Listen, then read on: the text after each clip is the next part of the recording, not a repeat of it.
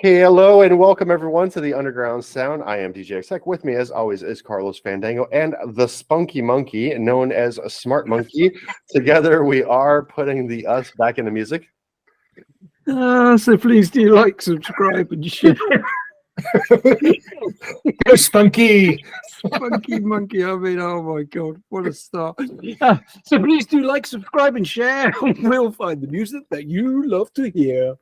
And of course, don't forget to hit the little bell so you get all the notifications of whenever Tom uploads new Underground Sound videos. It's so exciting. Do you not have an actual physical bell that you should be ringing? Oh, sorry, yeah, because it sort of doesn't really look like that, but it is a bell, and you can tinkle it, press the bell, and you'll get the notifications. There you go. You can tinkle that bell all you want. So today we are on episode 33, believe it or not. Wow. So it's been quite a journey, and we've loved every moment of it. If you are listening to us from the Tampa Bay area, then obviously you know that Taylor Swift is in town playing today. At the day of recording, today is April 14th of 2023. And today she is on day two of her 3-day kind of like show here in Tampa Bay, and kind of ridiculous, but Taylor Swift was made the honorary mayor of Tampa Bay.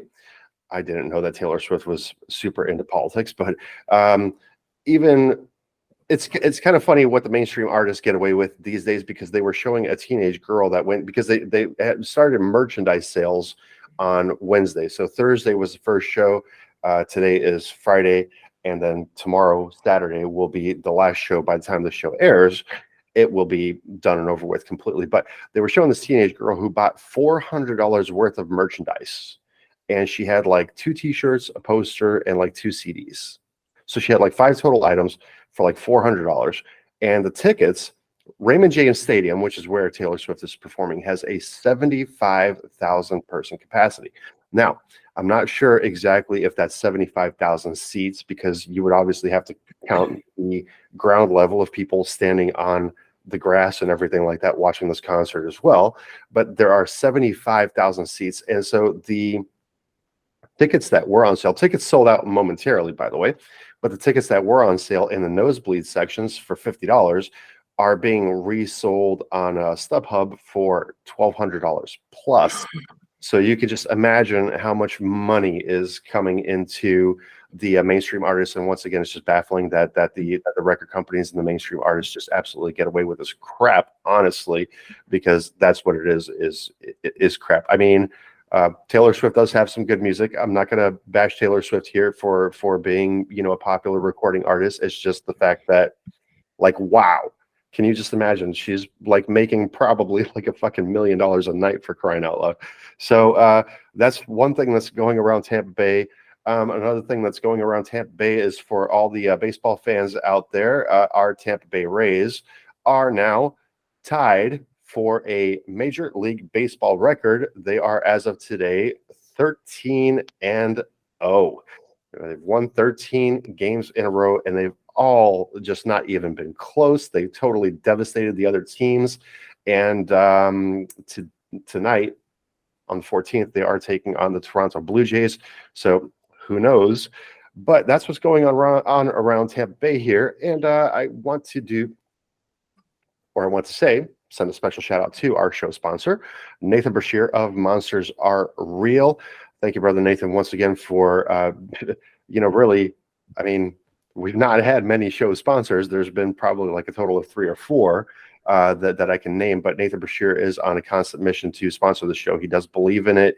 I'm a great fan of Nathan's, and I love his music. I love his storytelling in his music, and I think he's a brilliant artist. Once again, that needs to break out into the world of the mainstream here, right? So please do visit monstersarerealmusic.com and show Nathan some love. Check out his body of work. Also, if you visit the video description below, you will find links to the co-host here, Carlos Fandango, Smart Monkey, and myself. Mine is just my email, but obviously the gentlemen here, I have their Spotifys and their Instagrams and everything like that. So please do visit the hosts if you do like our show here. So real quick, before we get started with the show, this day in music history, April 14th, in 2013, Justin Bieber caused outrage after writing a message in a guest book at the Anne Frank Museum, which stated that he hoped the Holocaust victim would have been a fan. He was 19 years old at the time, saying, this is what he wrote, quote, "Truly inspiring to be able to come here. Anne was a great girl. Hopefully she would have been a believer."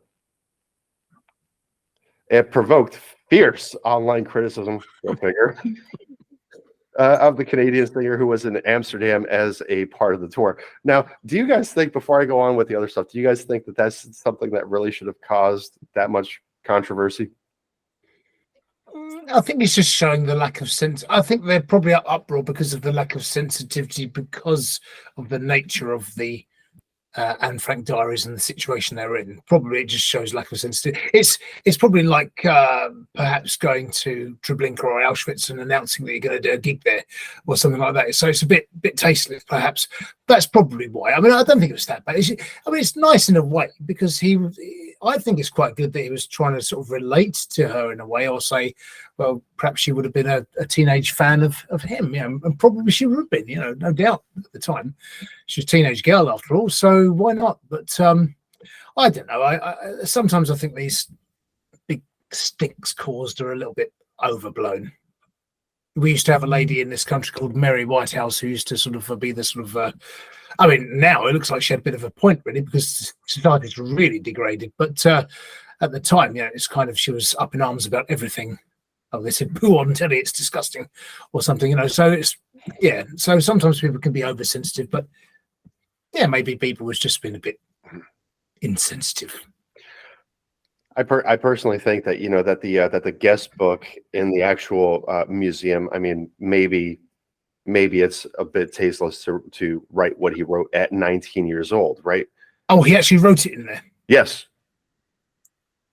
Yeah, because it made it about him, not her. That's probably the reason. Kind of, yeah. I might agree with that, but obviously the online backlash was super fierce, and we all know how that can go. So I'm surprised it wasn't canceled at that point. But this day in history, in 2009, also George Harrison, the former Beatle, was honored with a posthumous star on the Hollywood Walk of Fame. Sir Paul McCartney did attend the unveiling outside the landmark Capitol Records building. Joining Harrison's widow Olivia and son Danny, Eric Idle, Oscar-winning actor Tom Hanks, and musician Tom Petty also attended the ceremony, which I thought was pretty cool. So in today's day in history, in 1994, Kurt Cobain was cremated at the Blaze Funeral Home in Seattle. The death certificate listed Cobain's occupation as poet, musician, and his type of business as punk rock. So I think to that one, we should raise a little bit of toast here.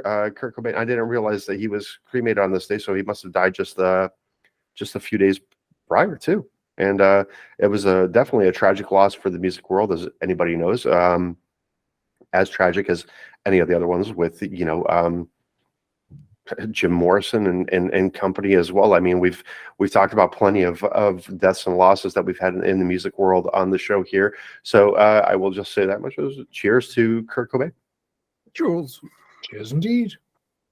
Went through this wine a bit quick tonight. Well, it's been a long intro so far. So, and in 1973, Led Zeppelin started a 2-week run at #1 on the UK album chart with Houses of the Holy. Also a #1 in the US. The young girl featured on the album cover was climbing naked up Giant's Causeway in Northern Ireland is Samantha Gates, who was 6 years old at the time of the photo shoot. So don't know how to feel about that one exactly. Well, there are a few girls on the cover, nymphs or whatever they were supposed to be. But yeah, it was a bit controversial at the time. But it is a distinctive album. I don't know if that was Hypnosis did the cover or whatever, but because of the Pink Floyd covers as well. So it might have been the same crowd doing that one. But it's distinctive, isn't it? And it catches the eye. Whether it's good or bad way, but it's kind of does its job really. In the way that Pink Floyd's Dark Side of the Moon catches your eye. Yeah, it's very simplistic. But yeah, I don't know. It was controversial. But their covers tend to be pretty cool. Yeah. I mean, I'd love to. My uncle had, he's into Led Zeppelin, and he got actually one of the first electric guitar I got was from him. And but he had the Led Zeppelin 3, where you could actually, in the days where you could actually turn the wheel and all the pictures would change. He had physical graffiti with all the pictures in the windows.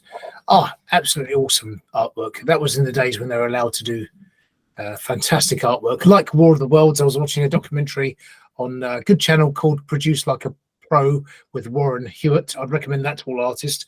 He's a good guy and he gives some great production tips. So it's Warren Hewitt, Produce Like a Pro, and he was interviewing Jeff Wayne for War of the Worlds, and it was a fantastic documentary. If you get a chance to see it, have a look. And if you ever get the chance to have a look at the vinyl, the original vinyl with the album artwork is just phenomenal. So the amount of money that CBS must have put into that was incredible. Cost a lot of money to make the album. Well, I mean, there were a lot of controversial album covers of that sort, which obviously one of them was Nirvana's Nevermind, where they had the naked baby swimming and floating towards the color and everything like that. So they got a lot of backlash for that. But I mean, I guess you have to take art for what it is, right? So that would be for today's day in music history. So moving on with the show, Carlos Fandango, I see we have a track number 1 here, band by the name of Dissension.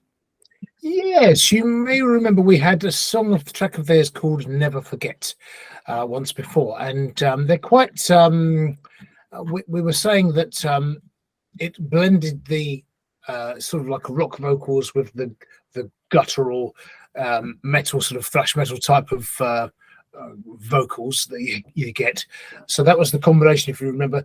And this one was actually, they said, well, try, perhaps could we maybe have this one on the show at some point, which might be a bit more of this in that direction. So I think this one was, I think they've sort of found their formula with this one. So, but see what you think.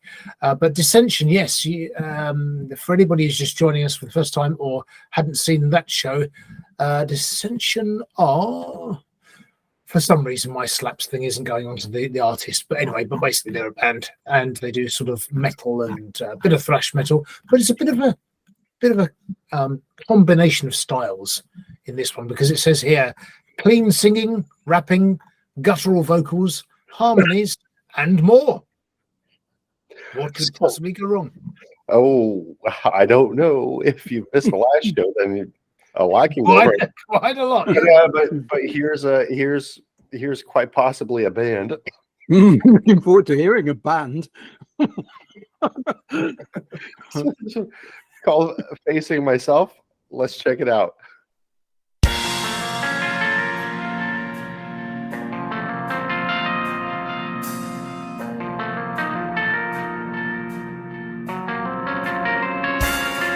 Help me live this life. I know you got your own. Keep in mind that the truth can't stand alone. I won't back down and turn around, but I never want to see, so I look away again.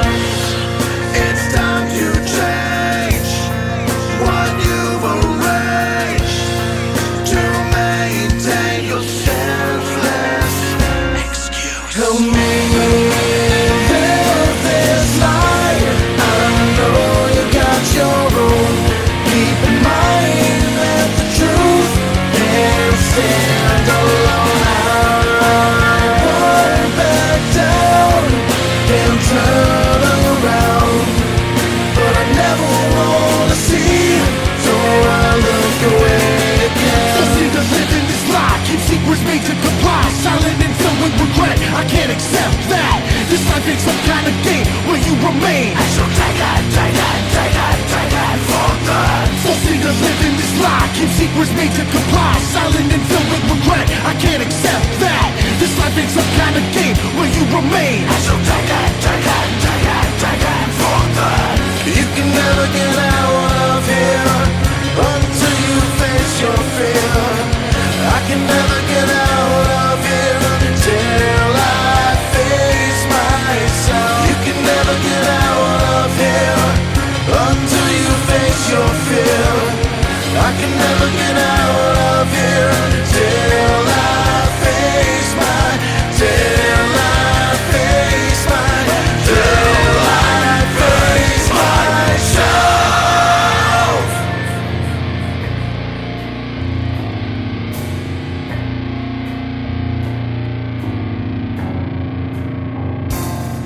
Help me live this life. I know you got your own. Keep in mind that the truth can't stand alone.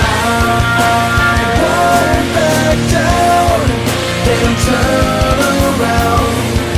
But I never wanna see someone look away again.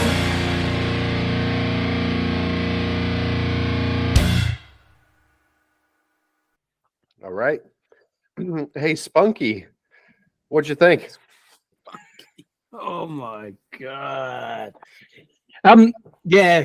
So I always like, there are two tracks on the show that I really enjoy. It's normally the start and the end because they have a very firm place in our show, and we always have a good energetic opener, and this one hasn't disappointed. Coming back to what Carl said, we had Dissension on before, and they had a very guttural vocal on the track that we listened to the first time around, and it jarred with me. It was, you know, they were very good, but I just found that the vocal was just too jarring with me.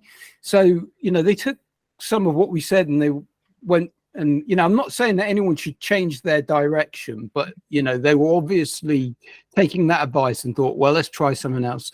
And this is what they said, well, take a listen to this one. We took your advice, see what you think of this track. I'm glad they did, because I think they've hit a really good balance here. I think vocally, his vocals are shining through a lot more than that sort of guttural, growling death metal style vocal. Yet he still has it in this track, but it's just at those moments where it has even more impact. It has even more meaning when they sort of growl out at those certain points, and yet his other vocals come through and command the track and the listener. So you've got this kind of good variation in the way that the vocals are progressing through this track. Yeah, I mean, to me it reminded me of a little bit of Linkin Park, in there. Bit of Papa Roach. You know, you've got all those kind of rock bands of the noughties going on in this, and they're getting that sound really well.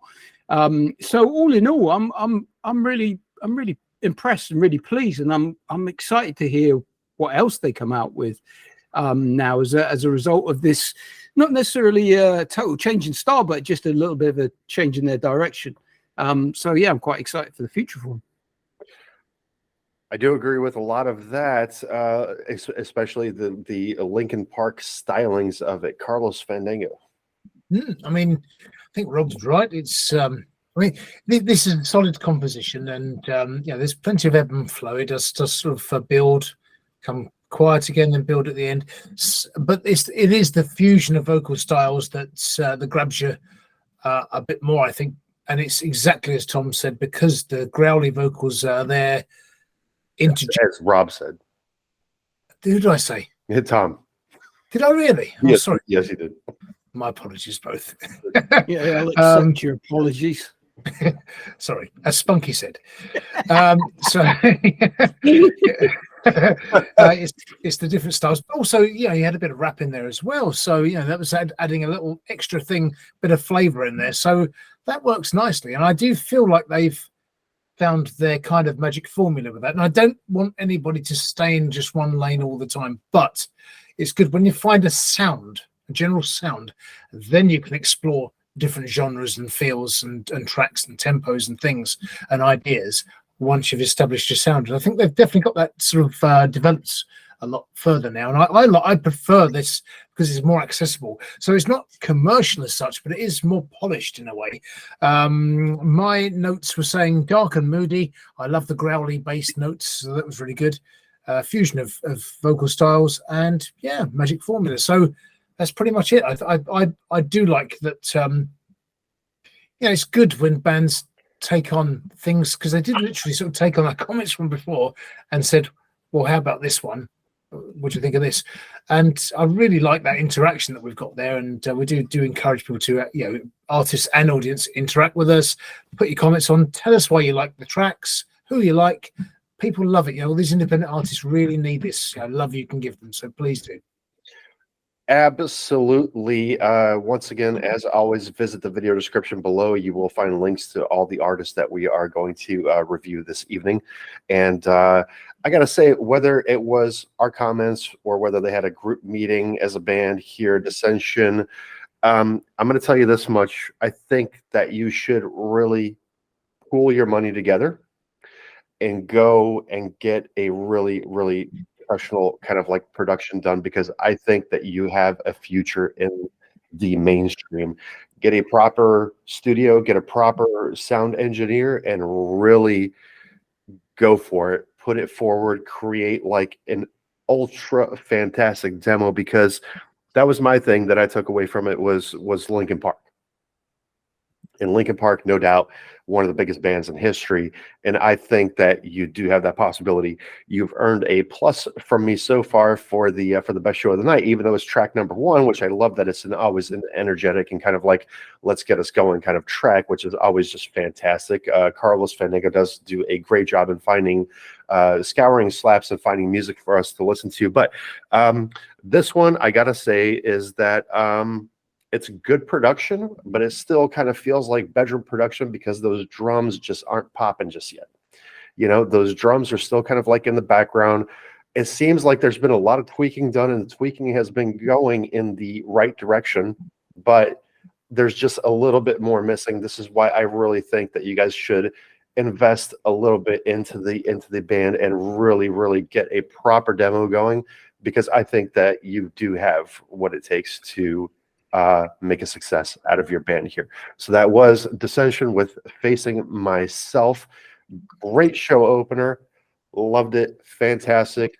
Probably going to be one of the top 3 of the night. So thank you for that one. And moving on to track 2, Caroline Azzam. So Caroline Azzam. It says, Coucou, I'm Caroline. So hello, I'm Caroline, filmmaker, actress, designer, and owner of 3 brands. Wrote and directed 5 short movies, directing TV reports and episodes, acting in more than 30 movies and a series.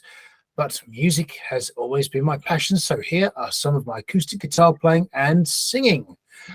And she's based in Nakash in Lebanon. But a lot of the songs are in French. I believe she's probably of French origin. This particular song is Quelqu'un m'a dit, which translates into English approximately as "someone told me." I think, whilst a lot of the songs that have been uploaded so far are covers, I think this may be one of her own ones. I believe. Don't know if it actually says it here. It doesn't.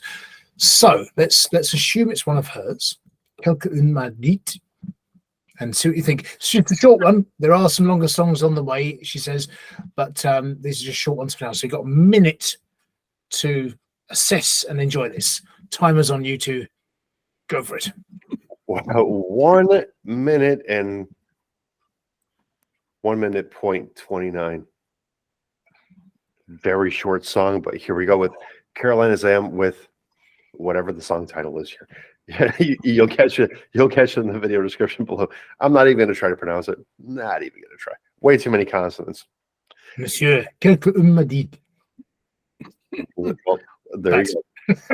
There you Bon. Très bon. Bravo, encore. go. There you go. And here we go. Let's check it out.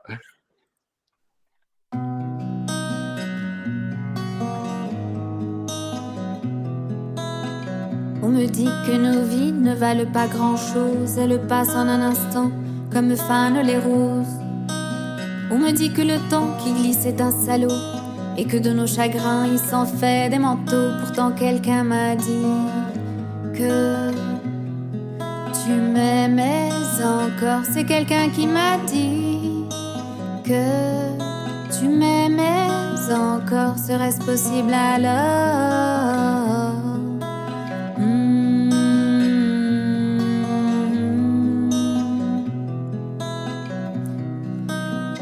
Serait-ce possible alors? Serait-ce possible alors?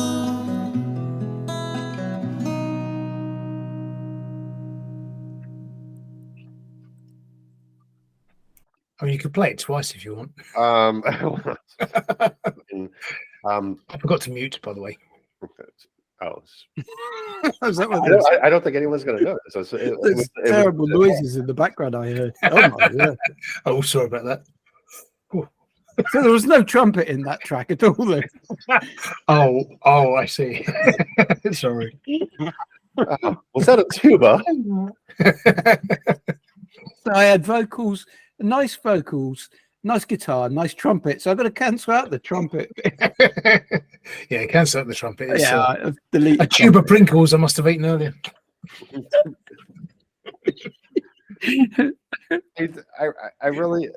I didn't have any time to write anything down. It was like by the time I got set up to write, it was just done and over with. So, Monsieur Fandango, take it away. Okay, so we haven't got much to go on here, but I have heard some of the other tracks, so they're in the similar vein, sort of traditional French chanson things. Okay, so I think it's in that traditional French acoustic folk vein. So think Jacques Brel, something like that, and some of, well, it's difficult because some of the French artists like Françoise Hardy that Caroline Azzam has covered, she's done beautifully, really nicely. But there's not much to go on here. But I can say, she's definitely so really right. She's got clean, crisp guitar playing, voice, pretty, tender, soft, wholesome. It's very real, and it's soft and gentle, and it's easy on the ears. And of course, then you've got the French accent as well. She can sing in French and English, and does so as well. So she got quite a lot there. She's got obviously the looks and the voice and the style. Because the artwork's all, she's definitely got a look about her. So very sort of French kind of look. So I think a lot of potential, and I for one have reached out to Caroline because I think it'd be great to do an English French song. Always wanted to do that anyway, a ballad or something. So I'm working on something now. But I think actually, and she has duetted with somebody recently, and I think she's got a lot of potential there. Really do. A Laura potential spunky. What do you think? That's gonna stick. That's spunky. Yeah. It's gonna be the spunky episode. No? Sticky spunky. Yeah. Oh, it's lovely. No, so there's nothing the matter with this song other than it's too short in my mind. I think it's a beautiful song. I think her vocals are beautiful. I think the acoustic guitar, no trumpet though. We'll have to. Yeah, I thought the trumpet playing was really good, but it was, wasn't it? But I've got good over the years. Carlos in the background. But yeah, the acoustic guitar and the vocals and the way that they were, it's a very stripped back song, just made those vocals shine. They were beautiful. Her voice is beautiful. It is that classic sort of style of song. When I looked up to see where she was from, and I found out that she was in Lebanon, I was half expecting it to say Paris, because this, this has a very Parisian feel to it. And, when I heard it, I was like, thinking of one of these Parisian bars with these, very sort of classic singers that would be sitting there of an era. I mean, not so much now, but of an era where they'd be sitting there in a smoky filled bar singing these beautiful songs. It's very good, and I could have listened to an album of this if I was honest. And like I say, the only criticism I had is that song is too short. It needs to just be a little bit expanded. But I'm sure that that's just because this was a song that she wrote in a moment, and now she decided to put it out there. And I think she needs to do more like this. I've heard the covers and the other stuff that she's done, and it's all very good. I have to be, there's nothing the matter with the covers. They are very good covers. But this has an element of its uniqueness to itself, and it's beautiful, and I really enjoyed it. She could do an album of it, and I'd be listening to it. I think she could as well. And just hopping onto her Instagram here, 15,500 followers. Very impressive, I gotta say, for Instagram. So doing a lot of work there, which obviously doesn't translate to slaps over here because that song was 172 plays, 5 saves, and 140 fire at the very end of everything. So yeah, I got to say it was a bit difficult for me to form comments here, just due to the fact that the song was really short. It definitely did have a bit of a Parisian feel, as Rob had mentioned, to the song, and I got to say either she's a bit short or that dog is freaking huge. The one that we're looking at here for the album. Oh yeah, if you share that artwork, it's absolutely huge. Yeah, it looks like a I would say German Shepherd, but there's a Belgian version actually of a German Shepherd called a I've forgotten what it's called. It begins with M, and I know somebody who's got one, and they are huge, and but that's beautiful dog there. Well, did you ever see those Russian dogs that are bred to fight bears? No, I've seen No. some. Yeah, no, I'm telling you, this is like in Siberia. They have and they're huge. They have this kind of like look to them, but it definitely looks like a German Shepherd. Beautiful dog. But yeah, I got to say that all in all, the song, there's nothing wrong with it. Definitely a folky vibe to it. Once again, it's just one of those things where I wish I understood the lyrics. Would have definitely given a bit more context. But I mean, as far as production is concerned, the production sounded fine. A fantastic voice. She's definitely Caroline here has definitely got the look also, you know what I mean, which is I'm pretty sure helping her in her musical journey. So lots of followers on Instagram, and it looks like she's pretty prominent on social media. Just check out her YouTube real quick here. It's not really her YouTube, it's the topic YouTube, which DistroKid usually sets up for you, or your music distribution platform there. So please, folks, once again, do visit the video description below if you like that song and make it your own. Put it on your Spotify playlist. I do see that it only has a YouTube icon next to. Oops, hold on, I need to back up on that one. It does have the YouTube and Spotify logo on it, I should say, not icon, logo, whatever. And do make that song your own, but you will find obviously the slaps version in the video description below. So do check Caroline out there. And yeah, I gotta say, good overall so far. Show is off to a fantastic start. And Caroline, direct message here. Please do share this with your 15,000 Instagram followers, because we can grow our audiences together. It'll just be more men, though. Well, that's our core audience, isn't it? Clearly. They're here for the. Oh my God! Speaking of men, I forgot to give Big Juffer a shout out at the beginning again, because I did watch the gaming channel finally, and I'm a big fan of the retro games and everything like that too. Big Juffer, my only criticism is going to be that your intro is like way too long. It's like fucking 3 hours long before you actually start playing a video game in there. So make it a little bit shorter. And Tom. This is what? So I'm not going Tom, to intro did we have today? Yes, that's not it. Please don't fire Rob, by the way. So. Yeah, go careful what you're saying here, all right? and please do call him Spunky from now on.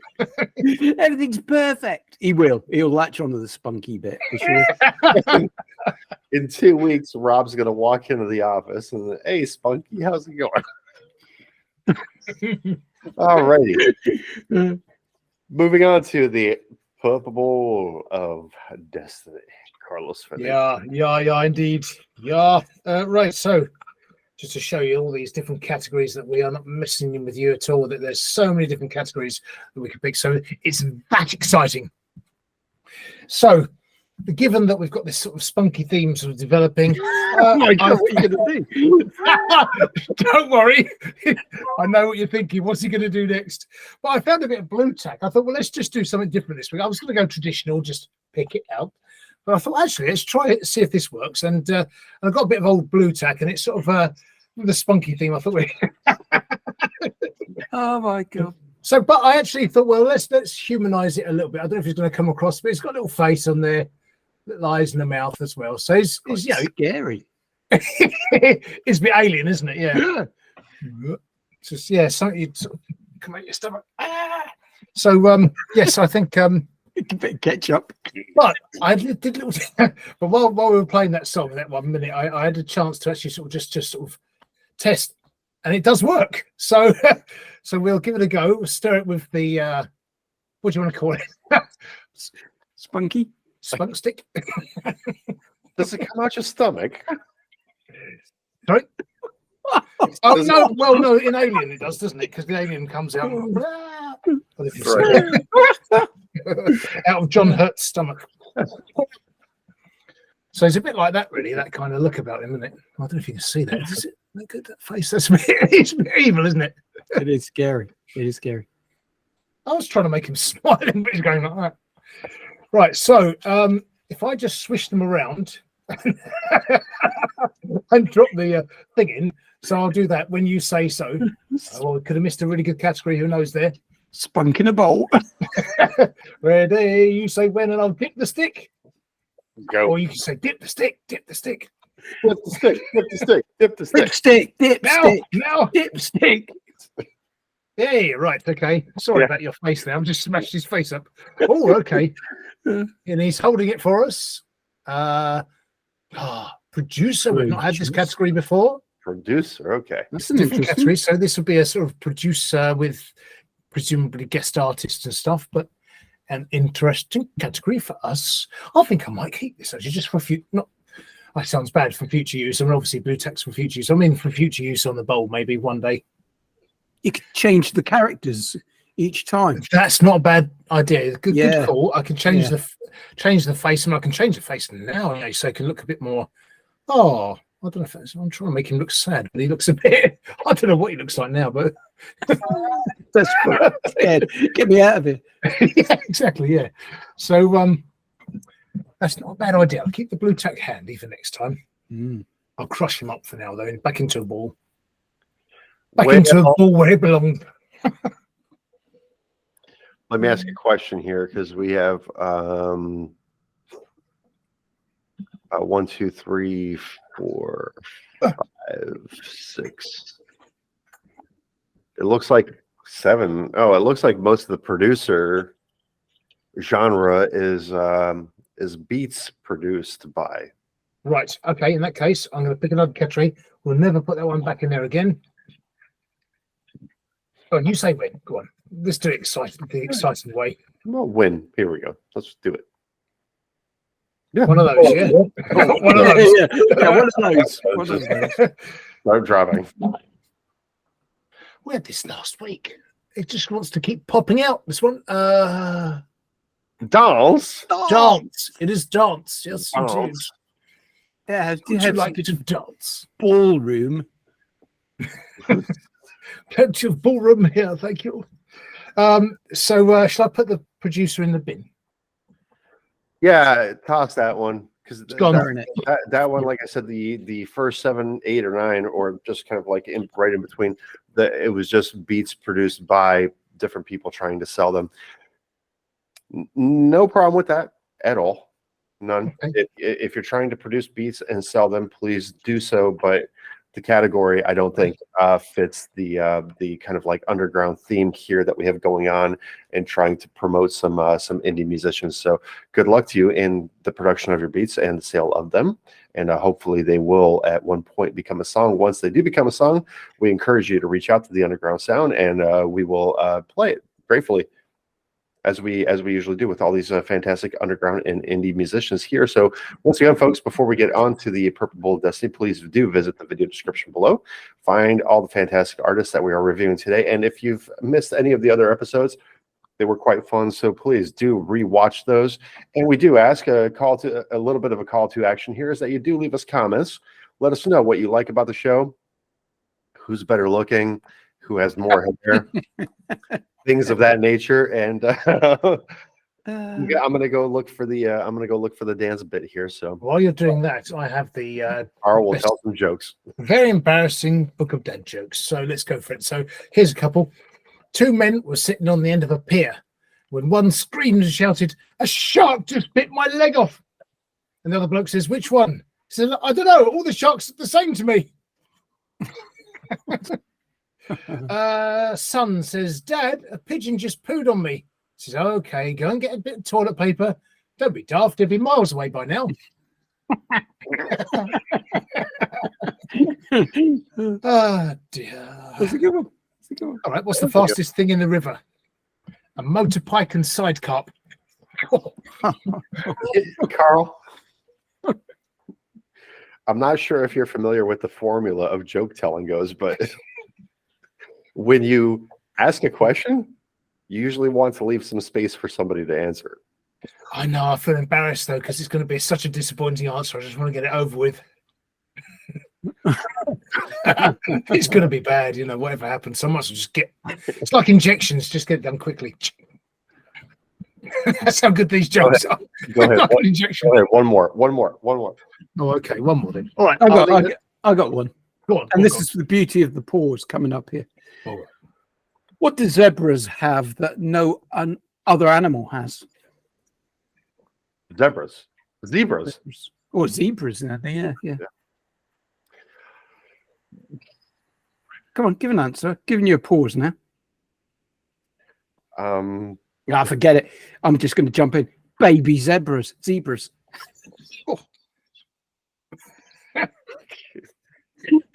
That's an example of where a pause is too long. That one was definitely too long. And the joke just fills up its own arsehole. It was just shit. Let's just time this one perfectly there. How many ears does Captain Kirk have? How many what? God, Ears. I know Ears. Ears. And this is how you heckle and spoil a joke, as exampled by Tom. How many ears does Captain Kirk have? There's a left ear, a right ear, and a final frontier.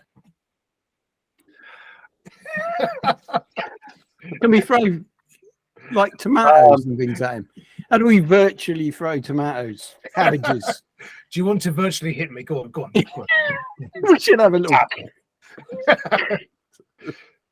On that note, we shall move on to our Purple Bowl Destiny choice here. A group band person named Arvenus with a song called Deep Sky. So presenting screen now. It's in the dance category. Dance. So, did you say Deep Sky? Deep Sky. So Arvenus looks like from Turkey. 2 followers, 5 plays, 1 track. Arvenus was born in Turkey. He started his music career at the age of 16, and music album was discovered at the age of 19. The main genre of music he is interested in is EDM. He performed with famous DJs at Summer Festival Antwerp in Belgium, and was nominated for MTV Awards. Sounds kind of cool right there. Wow. Joined April 9th of 2023. There is an Instagram. Let's check out the Instagram real quick here. I don't know if he's telling the truth. Oh, maybe I should leave that out. Crap. What's that? He has 3 followers on Instagram. Well, no. I mean, some people just don't do those social media things, and on certain social medias. Yeah, but he's been nominated for MTV Awards. Has he? But I literally just wrote that. Yeah, but I was sorry. It's the audience's job to listen. Mine is not to listen. Okay. Maybe I'll cut that out. So here we go. So maybe Now let's hear it and see what it is, and then we'll judge. Hey. Yeah, go on then. 7. Maybe cut. All right. What, are you going to maybe cut the song, you mean? No, Just maybe his comment. maybe just a comment. Comments about making fun that he's been nominated for MTV Awards and only has 3 followers. How does that happen? Oh, I see. Yeah. So here we go with Arvenus. This song is called Deep Sky. Let's check it out.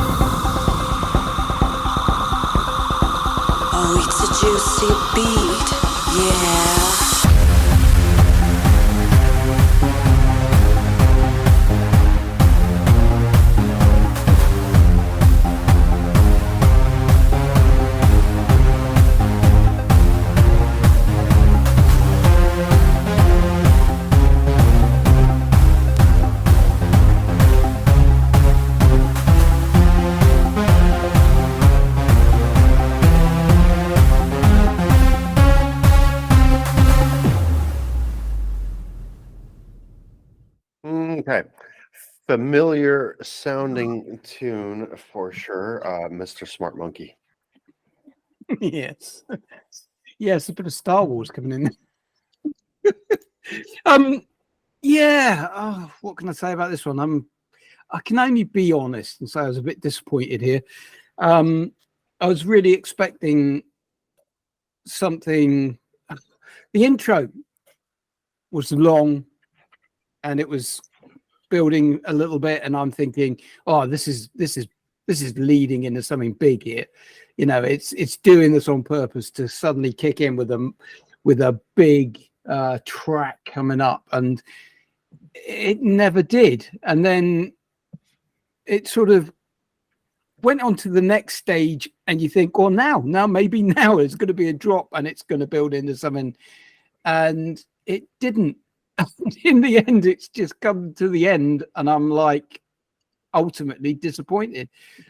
Just didn't really do much for me, I'm afraid. I don't even know if I can add much more to it really than that. Carlos Fandango. Yeah, I sort of reflects exactly what Rob said.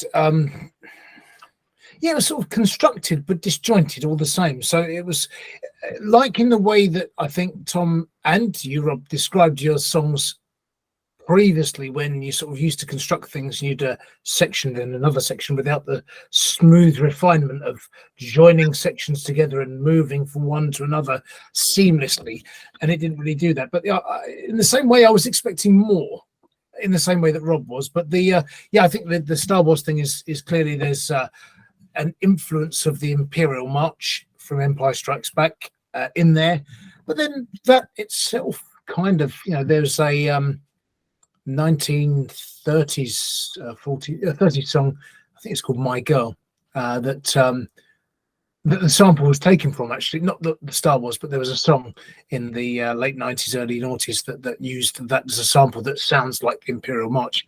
So it's kind of a theme that's been around, kicking around for a long time, really. Yeah, it's all right. Could be better, but there's potential to grow and develop, and I would just encourage him to think about those smooth refinements and how to develop a song and tell a story in the song, and make it just have more impact and more oomph and more something. Something was lacking, and I don't know what it was. Yeah, no, the production was kind of good, and I was thinking like maybe this is a club track or what have you, but there's really not much going on as far as the bass drum is concerned. So the I know you call it the Imperial March. I've always known it as the Imperial Death March. Is what I thought it was called, the Imperial Death March. But the Imperial March, Imperial Death March, whichever way it actually is. It is definitely from Star Wars, and so you could definitely pick up on it at the dun, dun, dun, at the beginning of it. So although kind of like produced like okay, I definitely think that there could have been a bit more umph in the drums. And yeah, I agree with both of you that there's definitely something missing. And so I got to say, it's just I mean, put some work into it, and it'll probably be good. I don't know, like if you could imagine even being at like Coachella or whatever the case may be, where like a DJ playing and then this track comes on. Like, do you dance? Do you sit down? Is it time to go grab a beer? like kind of like what happens, So I don't mean to be harsh, but it's just very monotone. It doesn't there's no build, there's no I'm just gonna shut up. Just for clarification, it's the Imperial March brackets Darth Vader's theme, but it's just the Imperial March. Okay. But it is played on the Death Star, so that might be where you're getting the death thing. No, I wasn't. I could have sworn that Metallica had the let me see. They may have done something as maybe they weren't allowed to use the same name, or maybe they adapted it slightly. Oh no, I see it now. Okay, yeah, the Imperial March. But see, some of them have Imperial Death March. Well, here, okay, so according to John Williams and the Vienna Philharmonic, it is the Imperial March. So I think we should take John Williams' word for it. What does he know? What does he know? Well, he's watching the program. I could barely compose the song, right? Well, he took a lot of influences from other composers, as is the way with the film music. A lot of the rushes for films, directors will usually put some classical music on something, and then the composers get the feel for it and then adapt it and change it. So John Williams has done that with numerous Hollywood films in the past. But a lot of the Planets by Holst was adopted and adapted and influenced the Star Wars theme. So, but that one's pretty iconic. That one's like something you've never heard before. I think when everybody first hears that one, it stays in your head forever. It's a fantastic piece of music. I do agree. Awesome. I like the bit of music where in the first Star Wars film, which is number 4 in the actual series, where he goes back home to, is it Tatooine, his home? Tatooine, yeah, and he's looking at the huts and everything, and you got the sunset coming up, and that bit of music that plays over that is one of my favorite bits. That do do do do do. Yeah, it's one of the best bits, isn't it? Yeah. I'm finished. I'm still going. I'm finished. There we are. And that was, I mean, you've got to admit that was a very beautiful rendition. It's beautiful, actually, yeah. And it reminded me of the binary sunset on Tatooine. So, yeah, that was very good. Yeah, thank you. And it reminded me also of the sunburn you had last week. With the binary sunset. Yeah, we must have had 2 suns out last week. I was standing out there with that playing in the background, just cooking myself. You must have been sunbathing on Tatooine then for the day. Rob's standing like right in between them. You know, the one that was over here, the one was over here. Rob was like right in the middle. Like, oh shit, my face. Oh look, he's getting the sunburn back. Oh goodness. No, but isn't it more or less gone now? More or less, yeah. It's turned into a beautiful tan now. Pink. Gammon. Boy. I'm still tanner than the both of you, I think. Oh, you are. Oh my goodness. No, but freaking again, don't even want to think about summertime. But it is awesome how music conveys emotion. So with the scene that Rob's talking about, I know exactly which one it is, and it's just it really gives you chills that just crescendo right. It's just so beautifully done, and just once again, this is how important music is that it can actually convey a various amount of emotions here. So once again, folks, please do visit the video description below, and if you like that song or any of the other ones, please do make them your own. Check them out on Spotify, but you will find them in the video description below. And now we are on to song number 4, which is Temple Annie with a song called Midnight Moon. What's going on? So Temple Annie are a 6-piece band working and living in Drogheda in Ireland. So in County Louth in Ireland. So basically, this song is Midnight Moon. It says this song is simply a song about unrequited love. The song opens with a lady lamenting and longing for her lover as she tells herself she deserves better. It is a half love only offered in the shadows of nightfall where all is concealed. She is content for now to dream and to wait for an acknowledgement that will never come. Sounded a bit like you were reading a book there, but okay. Sorry, I got myself there. Very, very theatrical again. I'm loving the theatre. Never come. Midnight Moon by Temple Annie, from what I can see here, is available on Spotify, Apple Music, and YouTube as well. So listed as a singer-songwriter, 48 plays, 3 saves, 31 fires, posted 29 days ago. Here we are with Temple Annie and Midnight Moon. Let's check it out. Got a pocket full of dreams that I gave to you. You stole it away from me. Now what am I to do?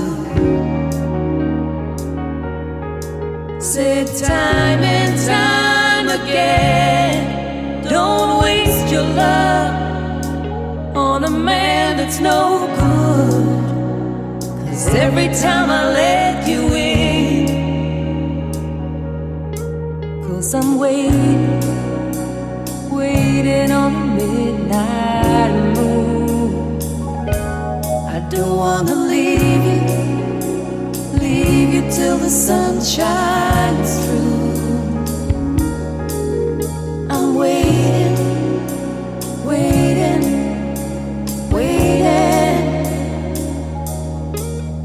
I'm waiting.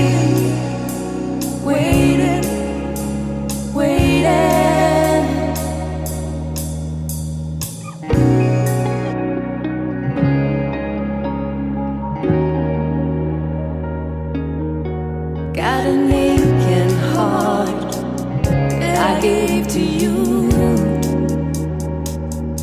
You lied and tore it apart.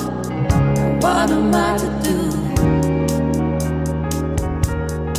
Said time and time again, don't waste your love on a man that's no good. 'Cause every time I let you in, so I'm waiting on a midnight moon. I don't wanna leave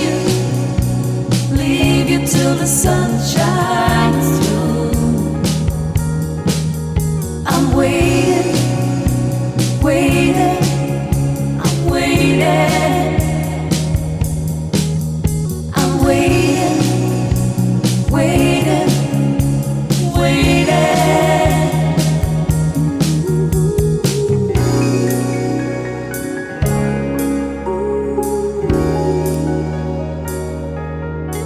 I am falling, I am tumbling down, can't control it. Will I hit the ground? I am falling, I am tumbling down, can't control it. Will I hit the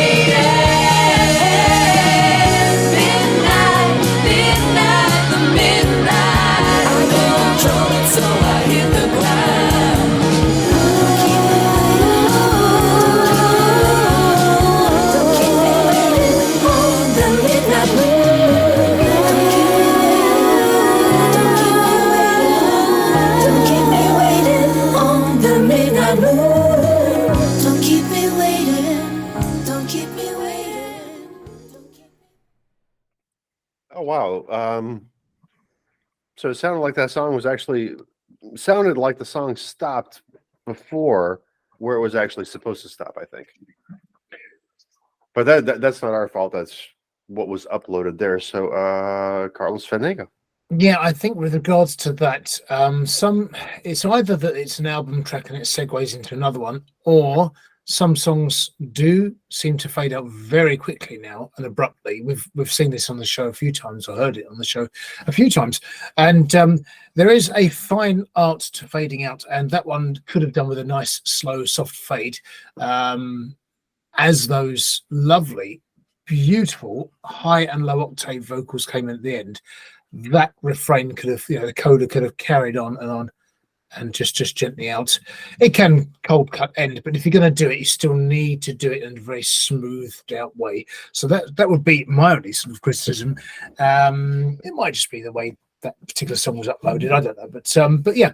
Other than that, interestingly enough, the vocals open up almost. The first line is almost like a sort of Karen Carpenter sound, and then immediately after that, it goes into some more of a sort of Stevie Nicks, Fleetwood Mac sound, but certainly a Stevie Nicks type of ballad.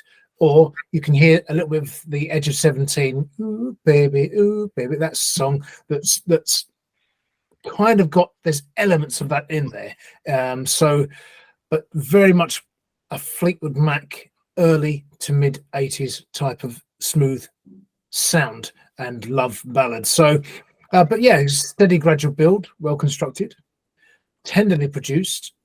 It's not rushed. in any way. It just builds slowly. Then you've got a nice array of instruments. You hear bongos in towards the end. Some lovely really tight harmonies. Yeah, good array of instruments and things. But I think apart from that abrupt end, that's a really, really nice song. Personally, whether I would listen to it again and again, I don't know. But I know that there's a big market for it because obviously Fleetwood Mac's one of the biggest bands ever, and they've been very popular with a lot of their stuff that sounds not too dissimilar to that. So it's good. I say it's a solid song. So far, I agree. Spunky, what do you think? Yes, I have to agree, to be honest with you. I think it's a good spunky voice, actually. Yes. Well, look, yeah, so I had very similar comments actually to what Carlos just said. For me, it took a little while to get to where it needed to be. I mean, that first minute or so, I get it. You know, it's all part of the intro of the song, and I understand that. But to have that, you know, you've got a 4.5 minute song there, and the ending was abrupt. I'm thinking, well, maybe shave a little bit off the front and drift a little bit at the end. Oh, strangling myself. Excuse me, as I Is that autoerotic asphyxiation? myself on the screen. But getting those Fleetwood Mac vibes. The flip. Fleetwood Mac. You get the Fleetwood Mac vibes from it as well. The guitars, the reverbs that are going on, those vocal harmonies, very reminiscent of Fleetwood Mac, and that, as Carl said, that 80s Fleetwood Mac. You know, it could have been taken from Tango in the Night, this song. Yeah. So, you know, I felt the same. I thought it was a really solid song, actually, and a little bit of tweaking here and there, but just more about how it starts and how it ends. The rest of it, the production, you know, the song itself, all very good, very good. So, yeah, I really enjoyed it, actually, because I was a Fleetwood, well, I still am a Fleetwood Mac fan, but yeah, I really enjoyed Tango in the Night album, and I just felt it reminded me so much of it. Over to you, Tom. Back at the studio. I was kind of like, I was struggling to find a place for this. You know, Carlos had mentioned Stevie Nicks, and that's, I think, the one that I would concur with the most here, because at the beginning with the build, I was kind of like thinking like in the 90s, Lisa Loeb, right? I've heard ballads by both the Bangles and by Bananarama, which were all female bands, which is what I was trying to think of here, right? And kind of like a reminiscent style, but I would definitely say Fleetwood Mac, Stevie Nicks would be definitely the better fit to both of those, because even in the 80s and the 90s, for both Bananarama, the Bangles, and Lisa Loeb for that matter, you know, they were more poppy than anything else.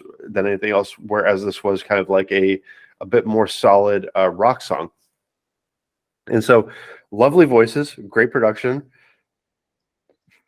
I agree with you, Rob, which is just kind of like shave a little bit off and get maybe this was an album version, but maybe get a single version of the song to post up on Slaps, because that ending really kind of jars with you a little bit, doesn't it?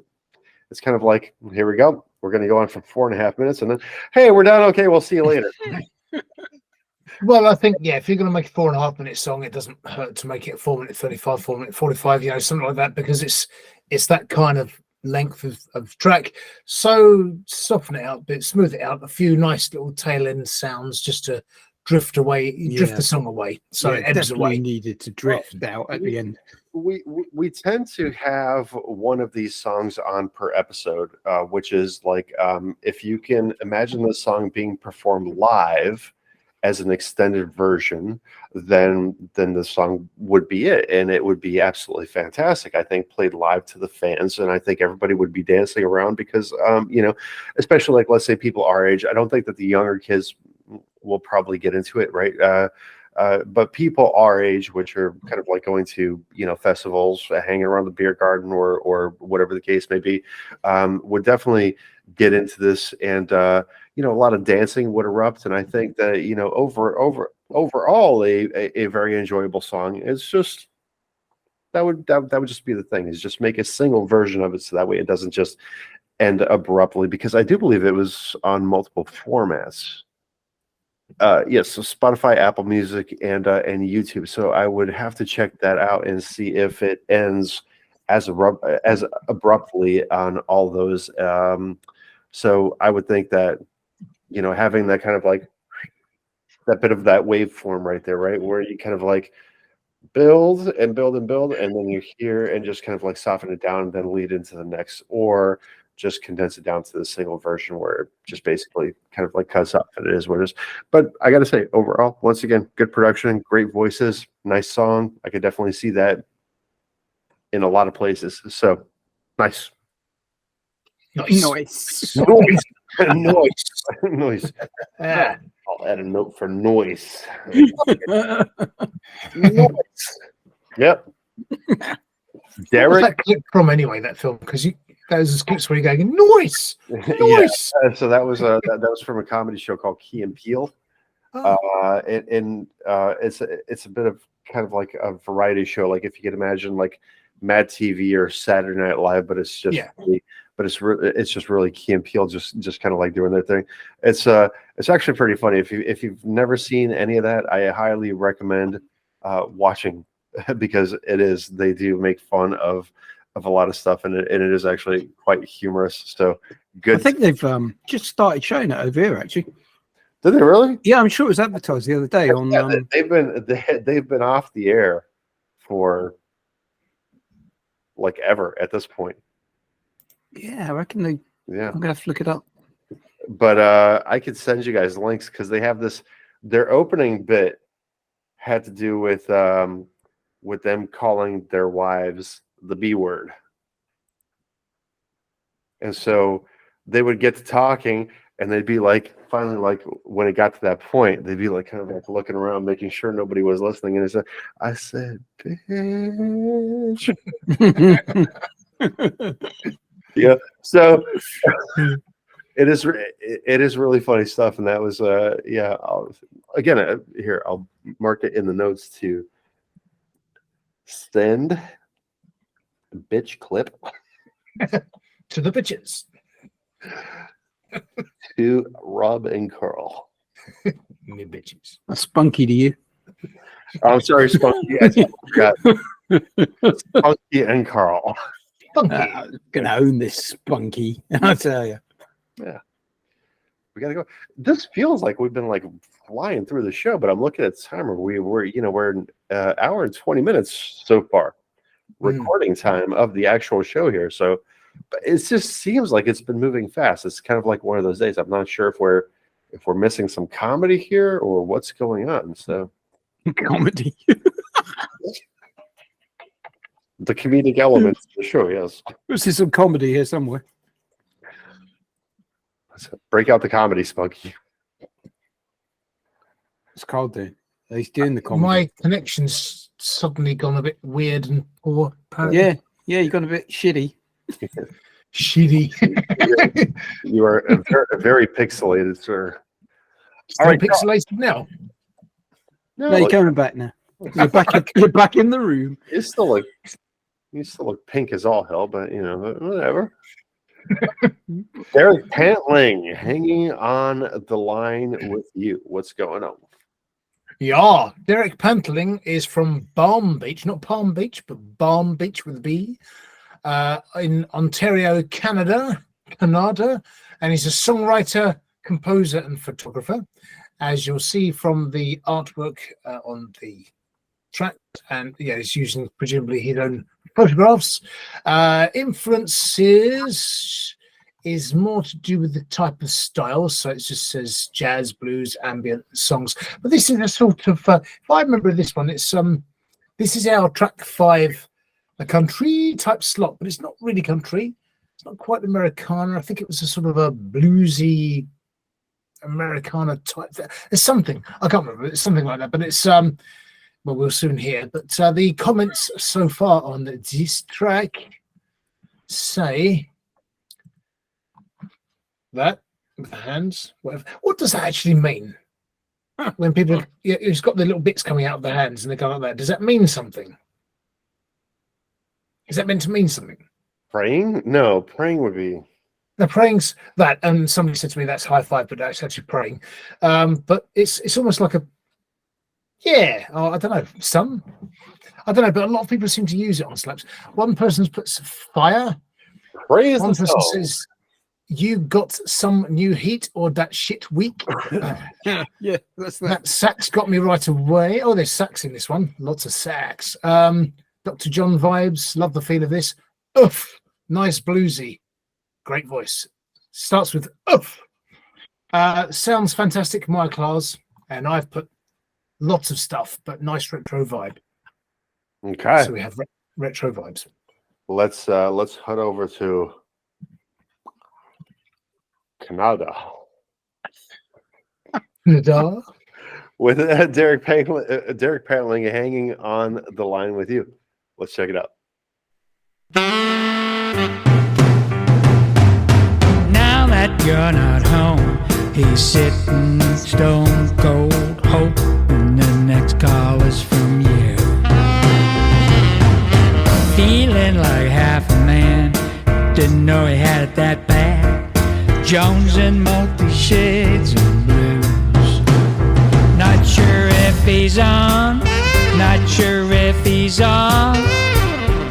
Looking for a sign, trying not to cry. He knows you're busy,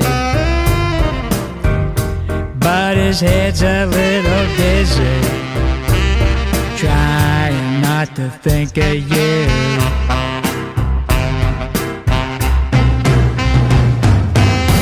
Streaking down the boulevard, top down hair blowing round and round, white vintage Cadillac, singing songs, feet up on the dash. He's longing for more fun like that.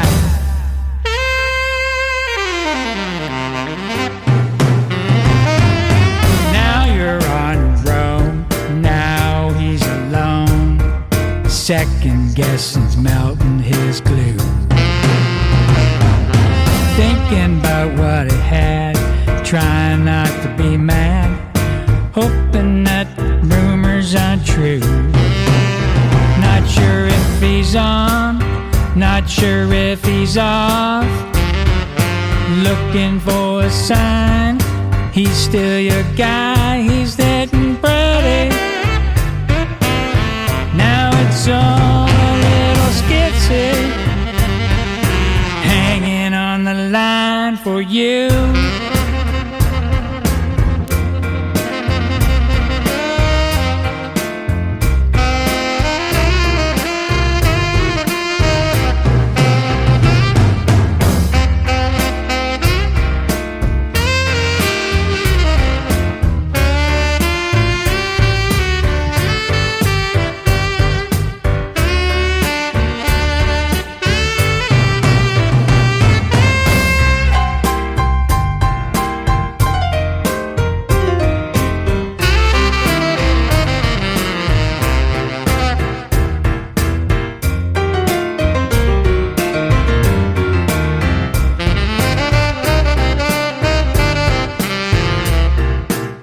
Not sure if he's on, not sure if he's off.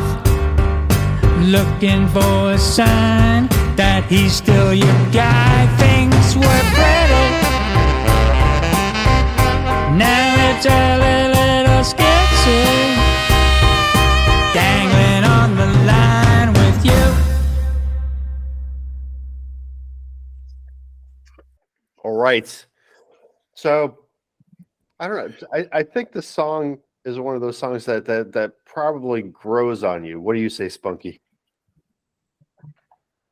Yes. That's it. Yes, it grows on you. Actually, I found this quite an interesting track. I'm trying to figure out if it was a bit tongue in cheek in some ways.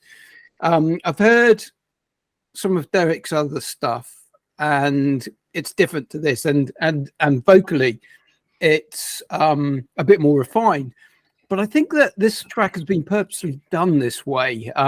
So let me just backtrack a bit and go instrumentally. It's really good. Production is really good, and all of those instruments are played really well.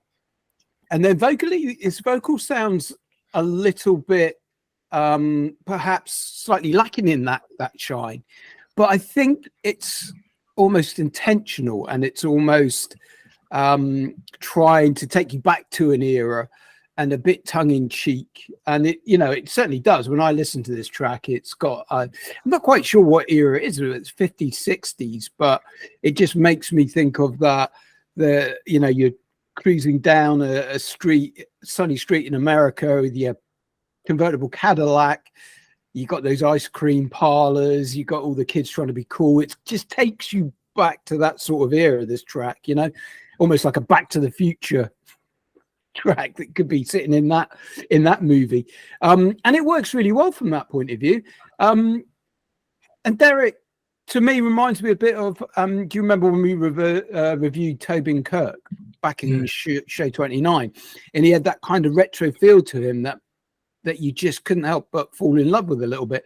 I feel that this has that element to it, that you need to take it for what it is, which to me is a very strong and good song, and instrumentally well played, but a bit tongue-in-cheek, and purposely taking you to an era. And I think it kind of does that. So I kind of liked it, really. Yeah, it was an interesting track. I was thinking a bit of Grease myself, as far as the movie aspect would be concerned. So definitely kind of set in that kind of like 50s vibe. Carlos Fandango.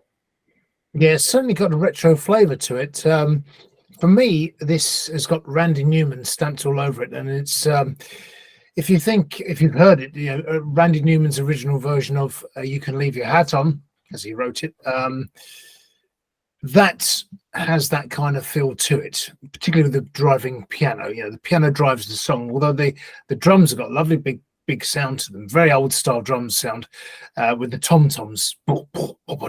So lovely sound. Plus the sax, of course. It's raunchy, racy, sassy, and saucy. It's great, and but it's got a cool vibe to it, very cool vibe, and it's almost like a jazz lounge bar song. There's a 3-4 piece band playing. That's playing in the background of a film scene. It definitely sort of very cinematic. Could be used in the film quite easily.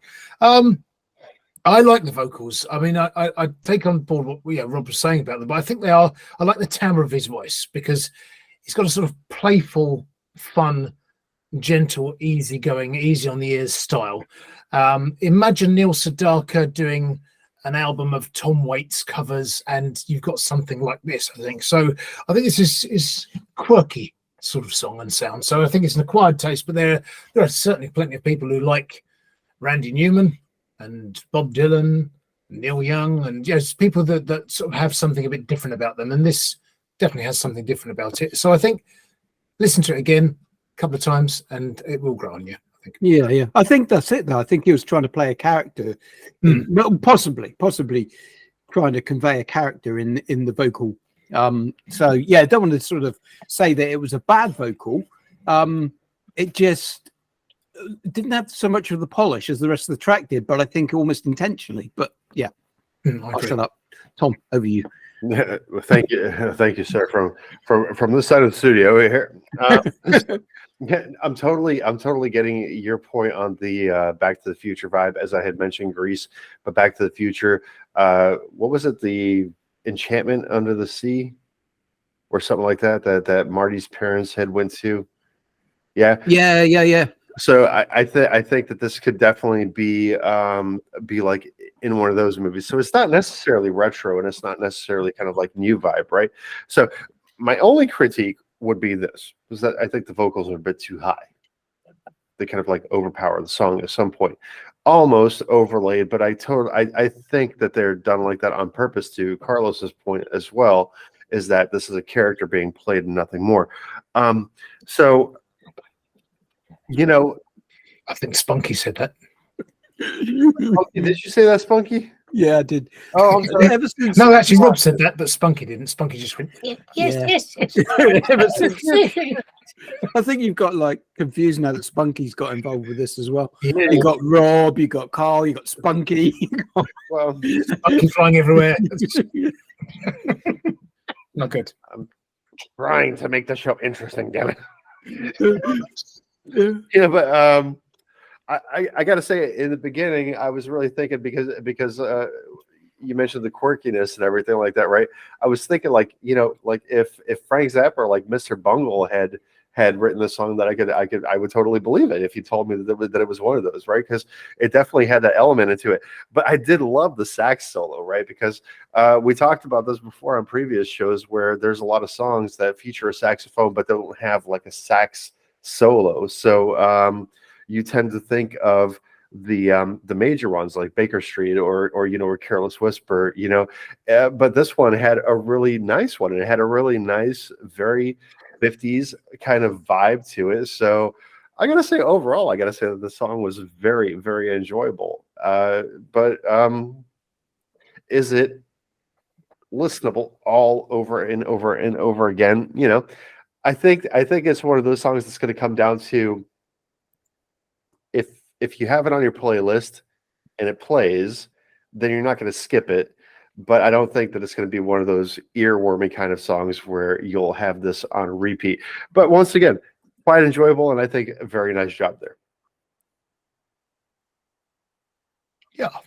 Okay. Yeah. Yeah. Nice. Yeah. Yeah. Yeah. Okay. Oh, I'll tell you what I was going to do before the break was just, well, I might need my glasses. I've got my glasses case out. And reading glasses, because I found I'd forgotten I'd bought this. Oh God, I don't know if these work with the old headphones. They want to compete, but I found the old Call My Bluff game, so I thought I'd check with you a couple of things if you knew the answers to this, and the audience as well. Shout out if you know the answer, audience. Let's do it.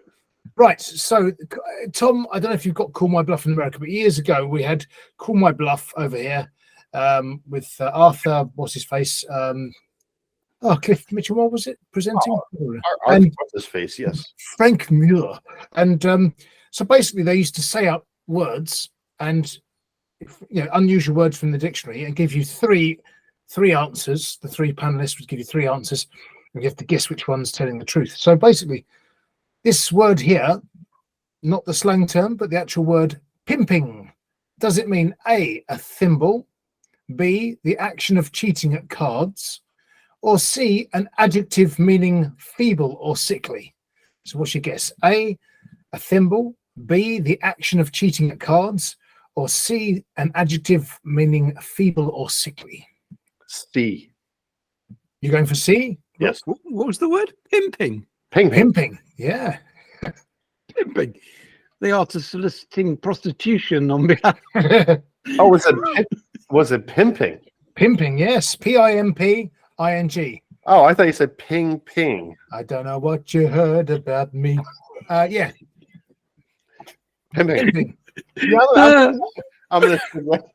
You sticking with C? It is true. C, an adjective meaning feeble or sickly. How about that? Hey.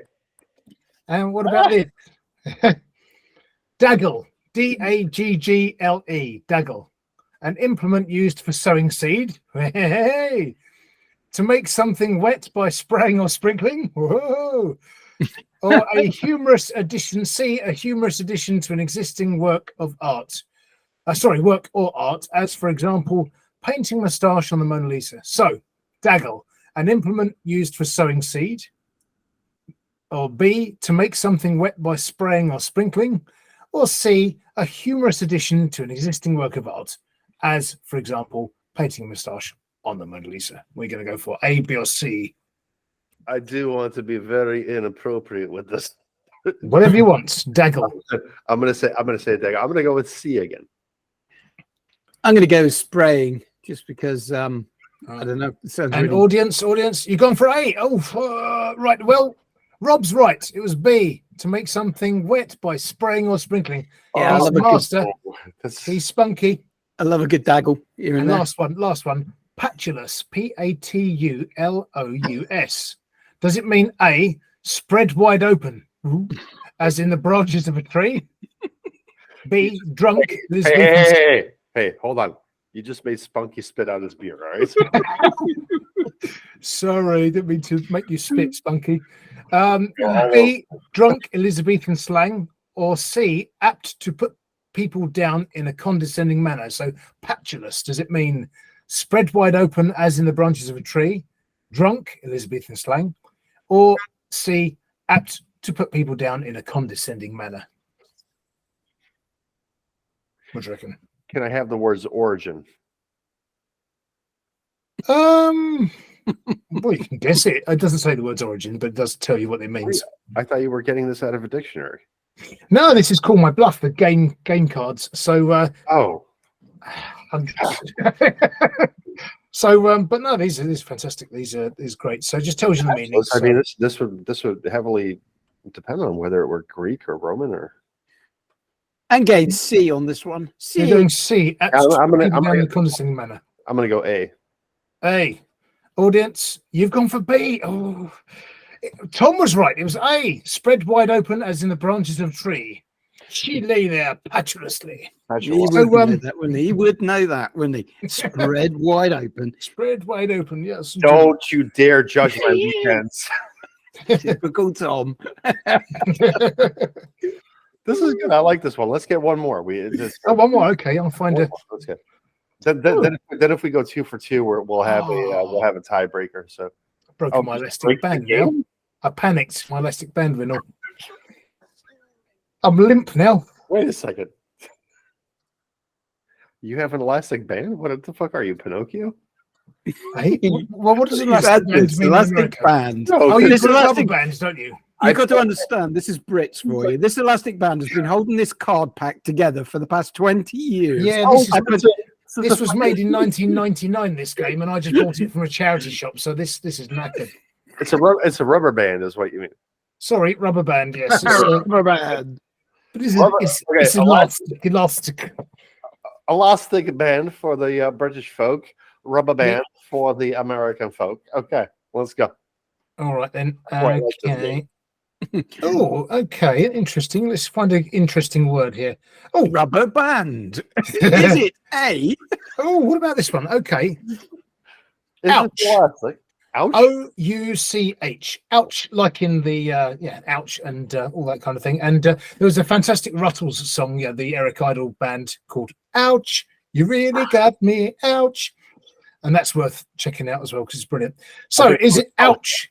A gold or silver setting for a precious stone? Very teacher-like, isn't it? Is it B, pre-war prisoners slang for solitary confinement from ledger entry on unconditional holding? Or C, naval expression for a lifeboat? So is ouch a gold or silver setting for a precious stone? Pre-war prisoners slang for solitary confinement from ledger entry on unconditional holding, or C, naval expression for a lifeboat?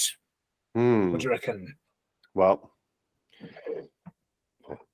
is this according to the British Navy or the American Navy? Oh my God. It'll be the British Navy because most terms do come from the British Navy. What's the origin of this word? It's the Call My Bluff 1999 game pack. Is that the one with an elastic band around it? Yes, it did used to have an elastic band. Yes, I think then the answer will be B in that case. Right. So you're going for B? I'm going to have to agree with Rob because that sounds like the logical one. Pre-war prisoners slang for solitary confinement. And audience, Throw them in the ouch. But you've mainly gone for A. The majority of them went for A there, and they're correct. Audience, well done. It was a gold or silver setting for a precious stone. Ooh. Ah, bollocks. Unbelievable. They know. I hate this quiz. It's crap. I like this one. We'll have to do this when we get back from our break here. I am DJ Exec. With me, as always, is Carlos Fandango and a gentleman known as Smart Monkey. Together, we are putting the us back into music. Well, please do like, subscribe, and share. I will find the music that you'll love to hear. And don't forget to tinkle your little bells so that you get notifications of whenever Tom uploads new videos of the underground sound. And it could be much more exciting than that. If you've got a dull life, this is going to make it more exciting, I'd say. It's going to be even duller. I was going to say, I would dare to say it's going to make it a little bit duller than what it is already. Okay, now we're starting to find our groove here. What was going on in the first half of the show here? So, yeah. Everything's swipey. Well, hold on, I'm getting there. What I'm trying to do is, if you missed it, Carl lost an elastic band. And if you feel like making a donation to help fund Carl's new elastic band, you can head on to usundergroundsound.com, make a donation there by submitting your music, sponsoring your show, whatever the case may be. What's an elastic band in America then? Is that something like a... It's when you said rubber Pinocchio... band. I already told you, it's a rubber band. No, I mean... No, yeah, but you said Pinocchio. No, because you were holding it up like a string. So, Sorry. I thought you were talking about like a marionette. It's an elastic band, So, Right, okay. Yeah, so that's what I was getting at here. We are going on break. It will be completely seamless to you. Should I do it in French this time? Oui, monsieur. Oui, monsieur. Oui. Le swoosh.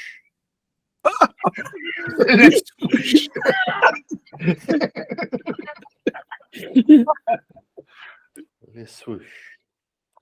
And welcome back to the second half of the Underground Sound. I am DJ Sec, and with me is Carlos Fandango and the Spunky Monkey today. Not just today, but we are always trying to put the us back in the music. So, Spunky, your turn. Thanks. So please do like, subscribe, and share, and we'll find the music that you love to hear. And don't forget to click on the little bell.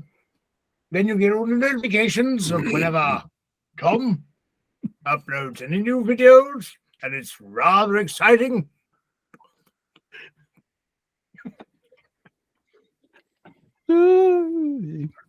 It is exciting, but not as exciting as our star message today. Our message.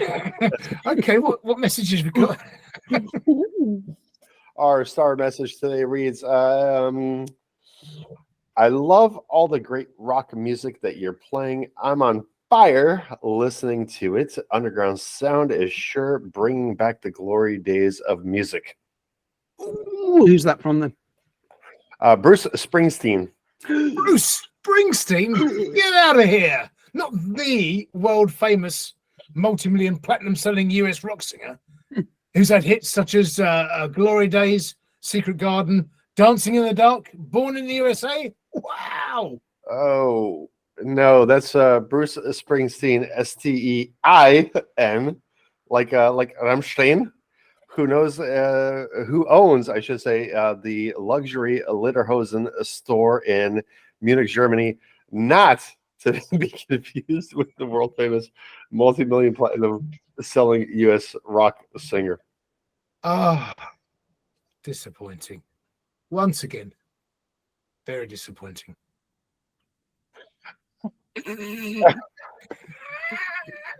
You know what always gets me is because I can see Rob on screen.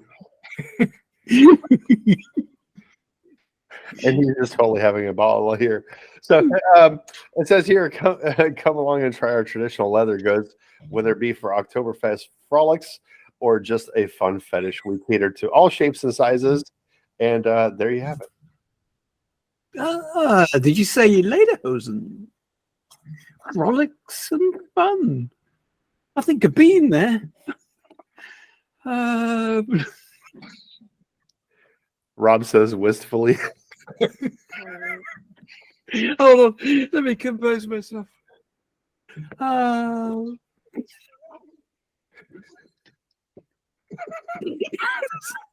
This is not going to be cool.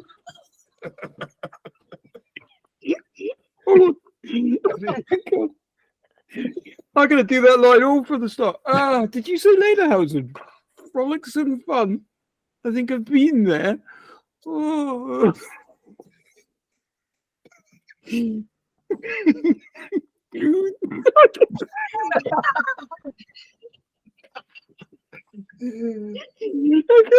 Oh my God.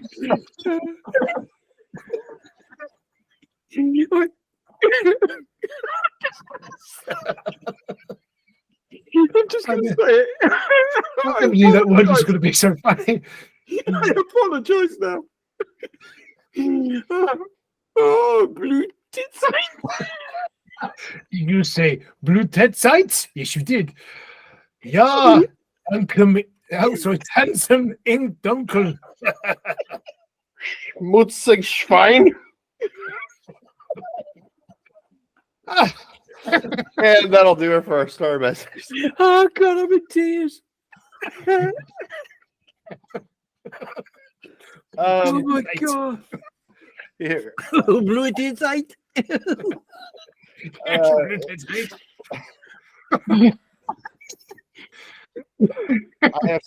I have to give Carl the 2 thumbs up and seal of approval here for actually putting these star message. Not that Don't Carl. give away our secret. We don't. No. Not that, These are real. not that Carl puts these messages together, but organizes them in the inbox so that way they're much easier to find. Hence my surprise when I see them coming in. Oh dear. They're always so much fun. I love this. Blue inside. Blue tet site. You could just like Tourette's now. You can't stop saying it. That'd be your new Tourette's thing, wouldn't it? Instead of saying country. Tet site. Tet site. Glory days. Yes. Oh, so to translate, in case you didn't know German, Blue tet site is glory days, and Tanzen in Dunkeln is ja. Oh, sorry, ja. No, it doesn't mean ja. Ja, Tanzen in Dunkeln means yes, dancing in the dark. Oh, And then, what did yours translate as? Oh, Tom's was dirty pig. dirty. Oh, my eyes disappeared. So did mine for a second there. So, so if any of you caught on to that and liked it, then please do hop into our comments, leave us a comment, and we do have various stars every single week, throwing us messages, and we do hope to see some of these underground musicians become stars eventually sometime here. So welcome back to the second half of the Underground Sound. I am DJ X-Tech. With me as always is Carlos Fandango and Spunky Monkey. I think we already did this, didn't we? We did do this, yeah. Yeah. So Groundhog Day. And don't forget to click the bell. Yeah. What's that? We've got a star message come in. Tet site. Blue tits. Okay.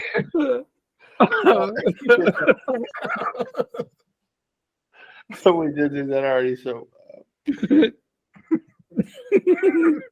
I think now come back to you in the studio for track 6 of part 2 of show 33. part 2 of show 33. Now we're getting back to normal finally. So there we go. So track 6 here says Gamma Major. Who are you? Well, I'm Carlos Fandango, but these are Gamma Major, and they are from Fayetteville in another North Carolina band. We haven't had them for a while, but we've had loads on the show over the last year from North Carolina, USA. So Gamma Majors I think it's a solo electronica artist. It's a solo. Gamma Major's influences range from alternative to electronic rock, providing a unique soul-stirring sound that is out of this world. You'll like this. Inspired by bands such as Depeche Mode, David Bowie, Pink Floyd, Nine Inch Nails. Gamma Major's introspective and reflective lyrical themes are elevated by otherworldly, ethereal sounds. Does that sound good? Influences include the ones aforementioned, as well as Elton John, Martin L. Gore, Linkin Park, Duran Duran, and Soft Cell. All How right. about that? Gamma Major, who are you? The 80s synth-inspired band here with such comments as Ace, Slap, Hello Friends, Trippy, and Vobes. But, well, it's not their comments, so these are comments that other people left. Anyway, Who Are You? Also available on Spotify, and by all means, please do visit the video description below. Find all of these artists that we have reviewed today in the video description below. Blutterkeit. Anyway, so here we go. Gamma Major, who are you? Let's check it out. Tanzen im Dunkeln.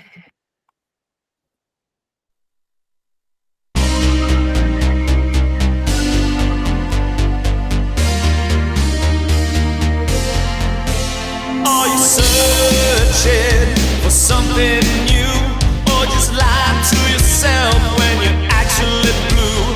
Are you craving another taste? What are you waiting for? Just take the pill.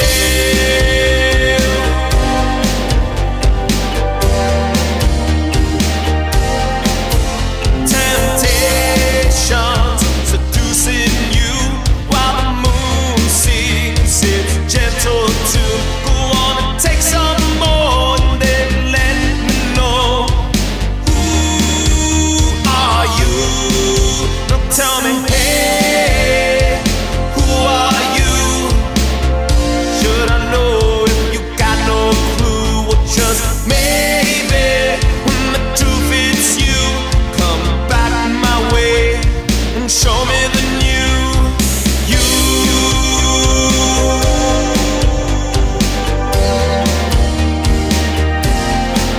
Don't turn your back and run away.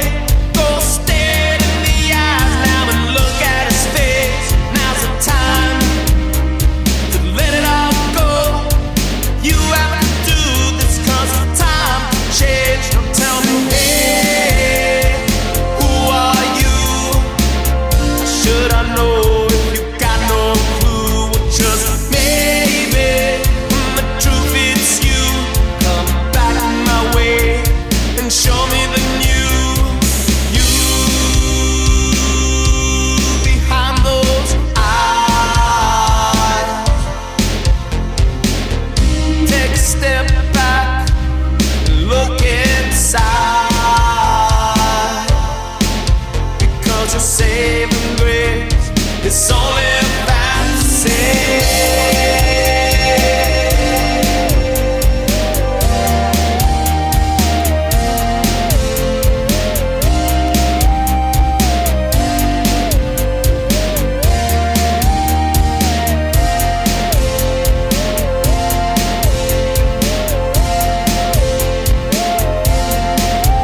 So who are you? Should I know if you got no clue? So who are you? Should I know if you got no clue? So who are you? Should I know if you got no clue? So who are you? I should've known if you got no clue. So who are you? So who are you? So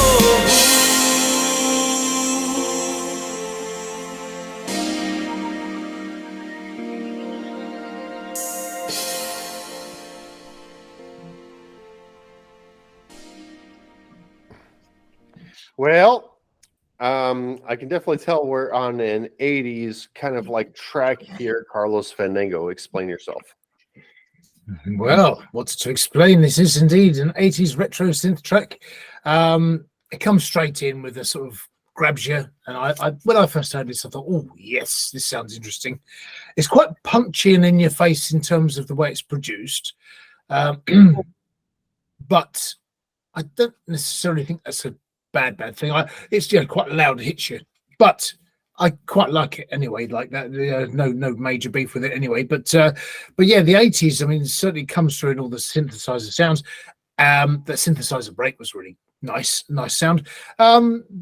Very Duran in terms of style, and particularly when the backing vocals come in, the style of harmony vocals that as it goes into the chorus and you get that chord change is a really nice sort of touch that has that sort of, I mean, its closest relation probably, I think, is A View to a Kill in that sort of general sound. So it's that sort of 80s Timothy Dalton Bond type theme, So, yeah, I mean, I really like that. Some nice chord changes in there, and I do like that song. It would possibly end up in my top 3 tonight, I think.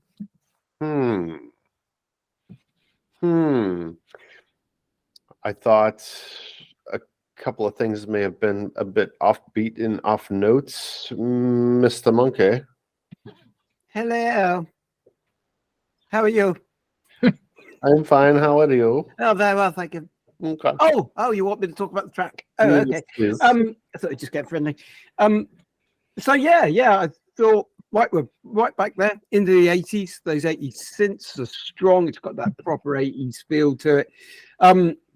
His vocals reminded me of Phil Oakey from Human League, funnily enough. But I didn't see him listed in his inspirations, but that's what I got from him. Definitely had that Duran feel to it, in the way the song was constructed, and the feel of the overall, like you say, A View to a Kill comes through. There is an element of that, but it really does do well at harking back to that era. It's a good song and a good track, and like I say, Phil Oakey there, very strong for me, and I used to like Phil Oakey in his songs, and yeah, I think it's a good track. I liked it. I liked that. Good. We've talked about the movie before, I'm sure, because I remember Rob kind of like nodding in approval. Where if you remember the movie Drive with Ryan Gosling, yeah, this is I think one of those songs that would go very nicely in that movie. Here's my only beef with it is I think the song structure itself could have been a little bit more well produced. So going from first quarter to second to third to fourth, I think it could have used a little bit of work. With that said, very enjoyable song, had a nice moody vibe to it. It was a good production. I like the synth, love the synth. As a matter of fact, I shouldn't even say that I like it. I love the synth, especially since I think like maybe last episode or the episode before that, we were talking about the flute and how Terry Crews was, a trained flautist, and that synth flute coming in with that little bit of not really a solo, but kind of like an extra element going into the song sounded really good, and it really made it a bit hooky. And yeah, I liked it. I got to say, overall, I think that, if we were going to rate the song on, like, let's say a scale of 1 to 10, this definitely would end up in the high 7 mark. It's very enjoyable, very playlistable. So, if you'd like to add it to your own playlist, then please do visit the video description below. Find the link to this artist, as we mentioned many times throughout the show, and make them your own, because this song was, I think, a front runner for my top 3 as well. Very enjoyable, kind of like let's say, for lack of a better word, dancey, due to the era feel to it, the 80s. I mean, the 80s are always enjoyable, so whether we're talking about Duran Duran or Depeche Mode or whatever the case may be here, we're definitely getting into that vibe of music there, and so very enjoyable. Nicely done. It is interesting, isn't it? This when you look on the comments and slaps, and you've got things like people pick up on different. We've said Duran Duran, we've said Phil Oakey of Human League, of course, and but some people have said David Bowie vibes. I didn't get that at all, but some people are hearing that, and some people are hearing Eurythmics vibes. So it's definitely rooted firmly in the 1980s, and anybody listening to that will hear that, and it therefore could go on something like, we've mentioned it before, but Stranger Things as an instrumental or as a vocal track. This would work on that program. Well, I mean, multiple possibilities, because the licensing options would have been endless. Do you remember this movie in the 80s called Better Off Dead? Sounds familiar. I think it was John Cusack that was in it. They were skiing, and obviously this whole rivalry had broken out, and then John Cusack, I believe, was trying to get the girl. In either case, right, the song would have worked brilliantly, but kind of like moving on to the slaps, that kind of like early 2000s, or the noughties, the early 2000s, where you had Hot Tub Time Machine, where they kind of like revisited that whole idea, and they went back to the past. So so for a new movie kind of like revisiting the 80s, or an 80s movie, I do believe that song would have worked absolutely fantastically in either one of those. So yeah, just again, great job. Nicely done. Very nicely done, I have to say. Lovely job. Lickety. Did you say Lickety? Lickety spit. Oops. Oh, what are you talking about? Huh? I don't know. I just heard Eminem said it once. You can get away with that. I can get away with no one knows. That was what it's all about. I don't know. Eminem said it at one point in time in his life. Sure, it's okay. He's quite a clean artist, isn't he? Oh my god.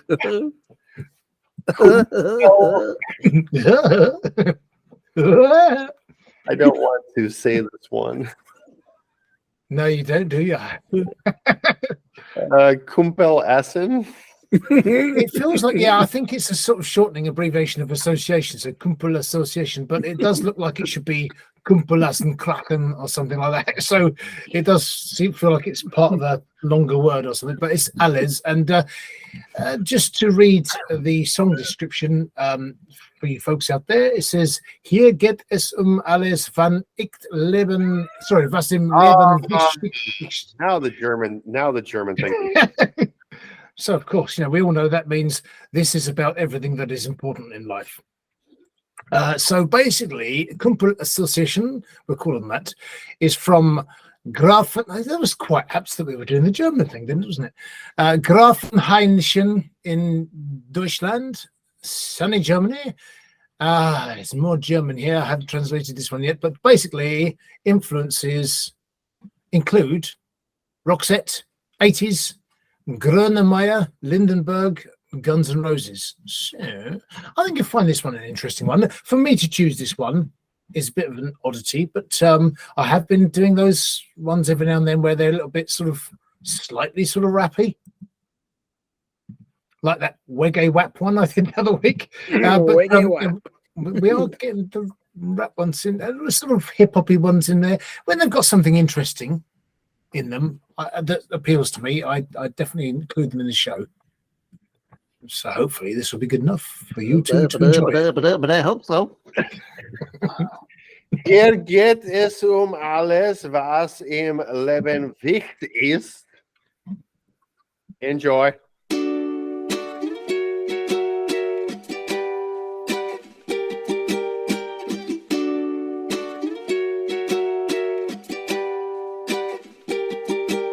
All I want in January is you. All I want in February is you. All I want in March is you. In April is you.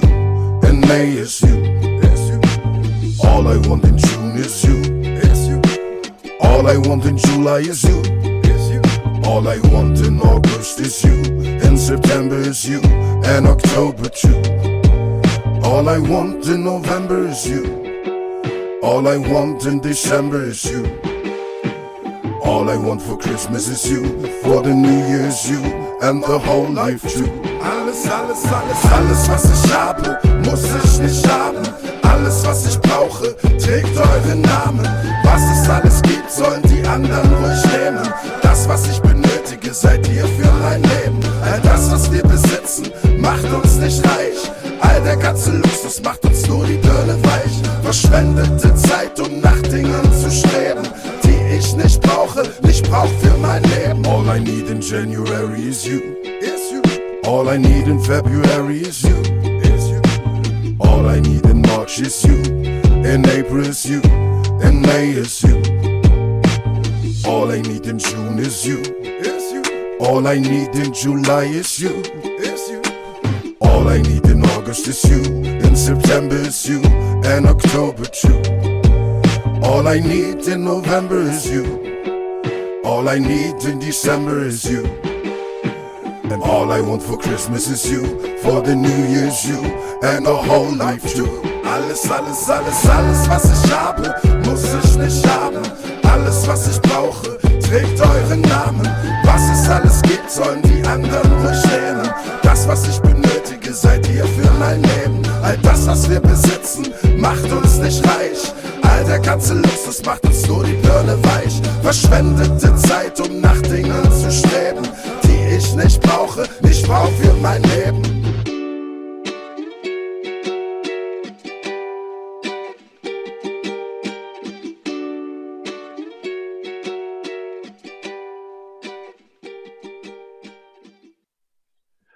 Kumpel Association, Kumpel, if it means anything, if it means the same in German as it does in Polish, Kumpel is friend. So the friend association with Alice here. So Spunky, what do we got? Well, this is really bugging me because that song reminds me of something, and I cannot think of what it is. But it's that you do. And what you show me? Yeah, I'm just trying to think of what it is though. What's the track? I can't think what it is. But and it's going to really bug me.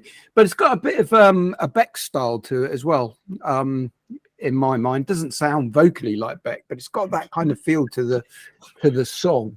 And we've sort of, you know, every time we get a track a bit like this, we hang back to the same sort of artists, and we got like Cake and Bloodhound Gang, and you know they're the sort of artists that do these kind of weird and wonderful songs. But there is, I just cannot pinpoint what the song is that it reminds me of. It's going to really bug me, so I'm just going to just get really grumpy and just think, what was it? What was it? And I can't remember. So you and me both. It is definitely going to bug me because that's the first thing that I wrote down is this has been done. It's been done. It's been done the exact same way. So Carlos Fandango. I just looked up Kumpel, and the first translation in Google Translate was dude, but yes, buddy. Yeah, like that. Friend, pal, mate, chum, miner, matey, pitman, collier. So something to do with mining as well. And cobber. G'day, cobber. So yeah, this one is centered around the ukulele, of course, and it's a bit different for a ukulele-based song because then you sort of combine that with the sort of hip-hop feel to it. Very basic with the lyrics in terms of the chorus part. All I want in January is you, but it's easy to sing to, and it's quite hooky and it's quite catchy. Mm-hmm. There's something about it. So, but it's got a happy feel, good groove, good vibe. I like the beats. I like the way the track moves. I like the backing details, particularly the synths and things going on in the background. So it's been quite nicely put together, I think. And it's a bit different, but it's more than anything, I think it is quite catchy, considering, I mean, if you think of Falco's Rock Me Amadeus, how in the 1980s, certainly in the UK, it was #1 and was in the charts for quite some time. But a lot of the lyrics were sort of part English, but mainly German. So we got to sort of learn these sort of expressions and things, or what we thought we were hearing. So I think, so it's something you could probably pick up and sing along to a degree, being the fact that it's in English and partial German. So I liked it. I think it's quite good. It's a cool little song. So I will say that it's unexpected. I think that definitely for your general taste, this was a departure. It was nice that it started off as like kind of like this maybe traditional kind of like Hawaiian song with the ukulele, and then it busted out into a rap. Here's one thing that I will say is I do think that what they're trying to do with this song is break into the American market. My cousin in Poland has done this many of times where you'll try and sing in English, American, whatever the case may be, to try to break into the American market, because the American music market is bigger, I should say. Although most of the good music has always come from Europe, right? But so I get what they're trying to do, but so the only thing that I would really say is that if you're going to try to do a song in English, do the entire song, right? Don't make All I Want for Monday Is You, All I Want for Tuesday Is You, or with the months. I'm looking at days of the week, right? But then because the verse kind of like goes into German, and so now you're losing people and everything like that. So see, I like it for that reason, though. Yeah, but it's only worked a couple of times, is the thing here in America, at least, right? So it worked with Rammstein's Du hast, right? That was all in German, and I mean it was one of the top songs here, but that was mainly more because of the melody, not because people knew what Du hast actually means. You know what I mean? So now you're really kind of like having this melancholy song, kind of like breaking in and trying to, like, let's do this beginning portion in English, and then let's do this middle portion in, our native tongue. So I just personally think that if you're going to do the entire song, do the entire song in, in that particular language. So now the accent may be a bit of a barrier. It may not have as much of an impact, but if people do understand the lyrics, then I think that they'll be a bit more easy to latch on to what you got going on here. But it's been done. The song has been done, and it is going to, just like Rob said, it's going to bug me for, until I find it sooner or later, and then I'll be like, oh, like 30 years down the line, I'll be like, hey, do you remember song 7 off episode 33? I finally remembered. But how are you going to sound when you're older? I finally remember. It really depends on how many teeth I have left at that point. How are you going to sound, Rob, when you get older? You're going to sound a bit like I ordinarily do. I thought you were going to be more like this all the time. I sound like this. Why are you looking at me? You looking at me? You talking to me? You looking at me? How's anybody else talking to me? I got into Goodfellas now. No, but again, I wrote down Afro Man just because I was trying. Because you like the word. Well, I mean, it's not dissimilar. I liked a few of his songs, so I'm thinking, like, was it Afro Man? Was it an Afro Man beat? I really don't know. It definitely wasn't the big one, because it got high. But I mean, the song's definitely kind of like one of those songs that have been there and done that. So so maybe it's a remake, right? With the German verse. We don't know.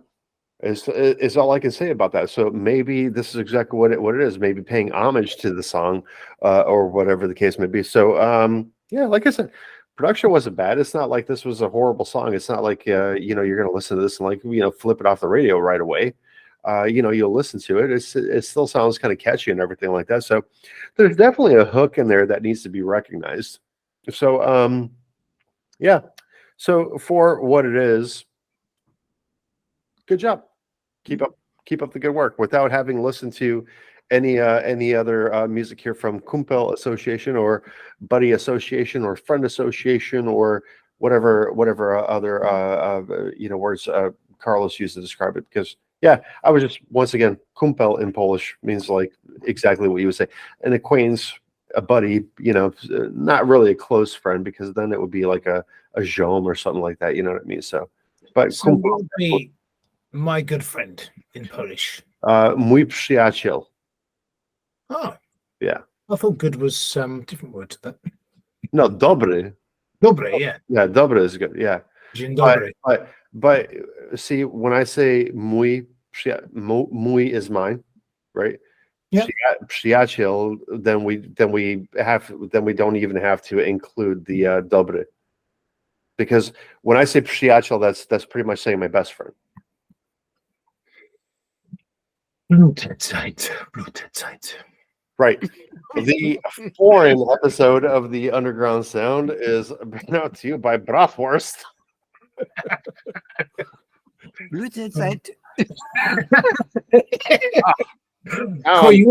You went really pink as well, Rob. Well, red like you were last week. You almost went like you were last week. Crab-like, lobster-like. It's the effect of that word.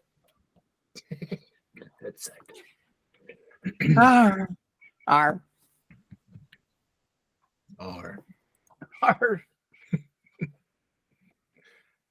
Is Tom okay? I think Tom's frozen. Yep. I'm not. So hold on. Right, so shall we? Oh, yes. For the audience. Die Lille Schal des Schicksals. Oh yeah, what's that mean? The Purple Bowl of Destiny. Ah, well Oh, done. very good. See what What he's was doing that, there. German? Hey. It's very good. Go on, Tom. Say it again. Die Lille Schale des Schicksals. And here it is. Oh my God, it's got Robon too. What's Carl, Ready? every single time you're just making it more awkward, man. Why did you throw a looking sinister. robe on it, man? It's like sinister, a bowl of blood. This is the purple bowl of blood. I should dip my hand in the purple bowl of blood. Okay, so I think we should go back to normal hand and fingers. The Lila Blutschale. Whizzle it around with the old hand and fingers. Back to Hand and fingers, hand and fingers, hand and fingers. hands and fingers, hands and fingers. So I won't look in. I haven't done this for a while, so I think I'll just best to do top of the head, top of the head. Oh no. And there go all the categories. Well, no, one of them flew out and it flew down the side of the desk. And it's right down the side now, so I'm not sure if I can actually get that back. I could have a quick look and see how. Oh my goodness, no. I wonder what well, we'll never know what category. Well, we will know because I'll fish it out at some point. But Yeah, just look at all the rest and see which one's missing. I'll do that. Just that, yes. This episode brought to you by Lederhosen. Keep talking. I'm going to try and fish that one out because that was clearly one that wanted to be picked, wasn't it? So you two keep talking. Okay. Got a joke, Okay, Tom. Both of you. Hi, Rob. Joke. Lined up. Yeah, I'll get a joke out. Hold on. Yeah, Here you- we go. Rob will get one out. I'll just read some rubbish that I've normally got here. I went on a trip to the jungle last year and I saw this monkey with a tin opener in one hand and a banana in the other hand. I said, "You don't need a tin opener to peel a banana." He said, "I know that. This is for the custard."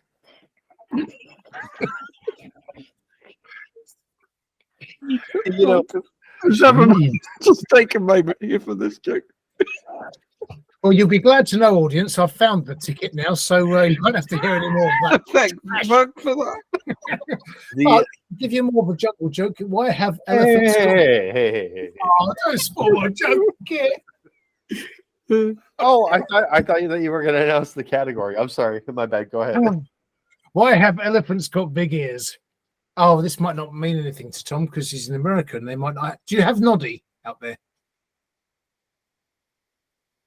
Forget that one. What would be naughty? Can you? Noddy's it was a character by Enid Blyton, so a children's Nope. character. Nope. Yeah. No way, you've got Noddy. Just a hand. How spooky. Your bedtime reading. All right, Bit so of that's Noddy, and he's got a friend called Big Ears. Okay, so why have elephants got big ears? Because Noddy wouldn't pay the ransom. Once again, folks. Once again. Noddy. Very, very dark. Yes.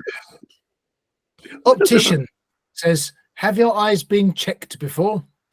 The man says, "No, they've always been blue." No, that's rubbish. There's Big Ears, by the way. Big Ears down here. Oh, can we see? Can we see? There's Big Ears. There's Noddy. Because he's got big. He's like a bit of a gnome type character with a hat. That's a hat and two big ears. No way, you're kidding. No way. Picked up on that. Any other books you want to discuss on the show today? Go on. Now we're intrigued. Photography, special interest books, are they or something? Hans Andersen fairy tales.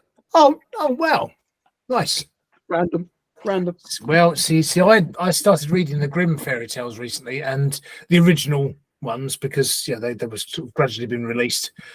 It's a couple of hundred of them now, and they're absolutely incredible and sinister. Some of them, so just brilliant, absolutely brilliant. Disney films, isn't it? He nicked all of them. Yeah, but they're not all the sort of the actual Grimm fairy tales are very grim. They're sort of very dark. Nope.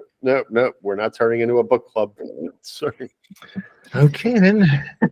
Anyway, audience, if you tell us your favourite Grimm fairy tale and your favourite stories and Noddy stories. Okay, so we got No. You didn't even let me get to mine. Oh, okay. Oh, you got a joke? Yeah. Okay. Yes. Shall I spoil it? Why did Cinderella not play soccer? Don't know. Why did Cinderella not? Oh, I know. It's a bad one. Well, if you know, then say it. Because she had to leave the ball. Yeah, missing the ball. Well, she kept running away from the ball, but you know. Running away from the ball. The perfect bowl of destiny is Surprise, it's experimental. Experimental. Experiment with the music. Experimental.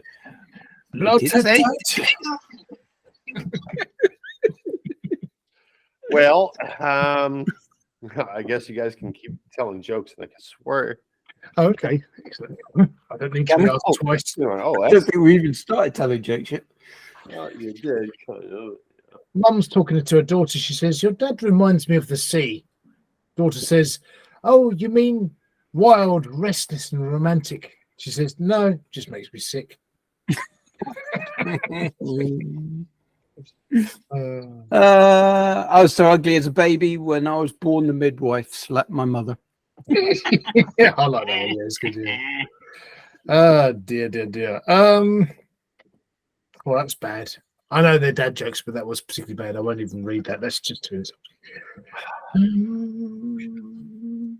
Okay. Why did the sailor grab a bar of soap when his ship sank? To wash himself ashore. Yeah. God. Why do ants never get sink? Oh, let's start that again. Ants never get sick. Right. That's not right. It's fine. Why do ants never get sick? Don't know. Because they've got good antibodies. Oh, That's a beauty. Fallen Echoes, the name of this song. Good idea. Put the book down, Carl. Put it down. Yeah, put it down. Put it down. Put it down. Put the book down. Back to you, Tom, in the studio for the Purple Bowl choice. Yep. There we go. So we have Sarahcydal is, I think, what the name going on here is. Let me present screen now.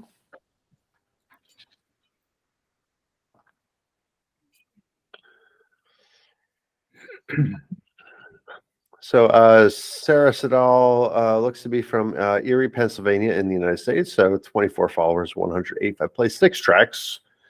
Let's see. Making beats while my heart still has one. So metal, upcoming, rock, electronic are kind of like the few genres here. Let's see. Deftones, Tool, Atria 311, Revolution, Distance, Mr. Kitty, Aphex Twin, Slightly Stupid, Crosses. Team Sleep seem to be some of the influences, but the new song that we're going to listen to here was posted 2 days ago. I thought that the experimental would have a little bit more going on. And so Chino Moreno style vocals, Crosses inspired, experimental vocals needed is what it says in the annotations here. Also available on Spotify. Sarahcydal with Fallen Echoes. Let's check it out. Reincarnate.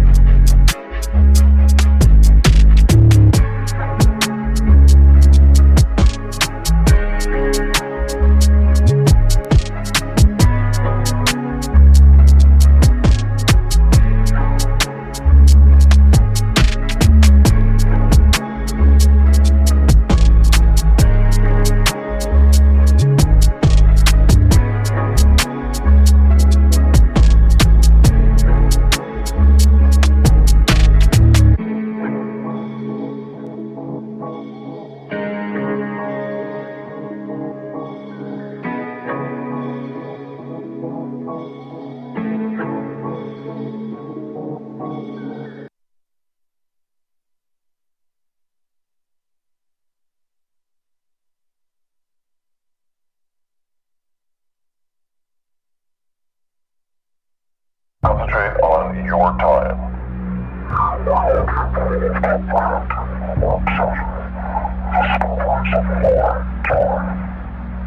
Try again.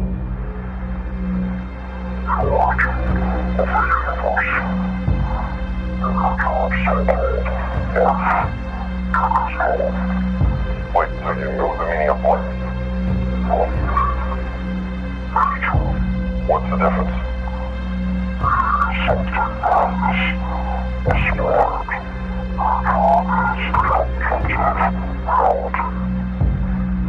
So you know how the universe is created?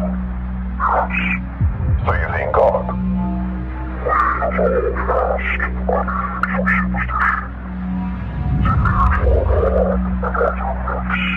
Guy.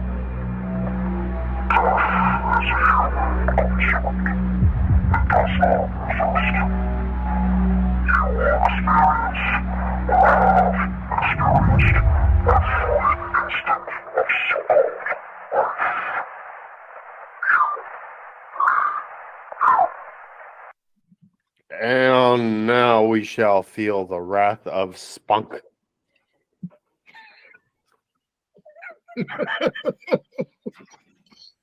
Bit different to the Wrath of Khan, I can tell you. What the Totally, totally different movie.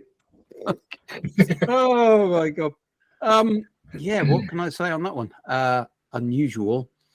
So there were elements that could have worked quite well on this. I think if those orchestral parts were drawn out, it would have made for a bit more of an interesting track.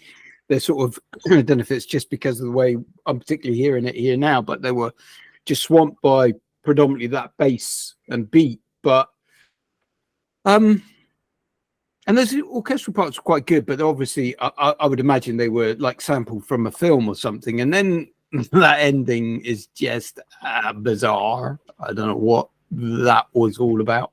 Is there some kind of sinister meaning on the end there?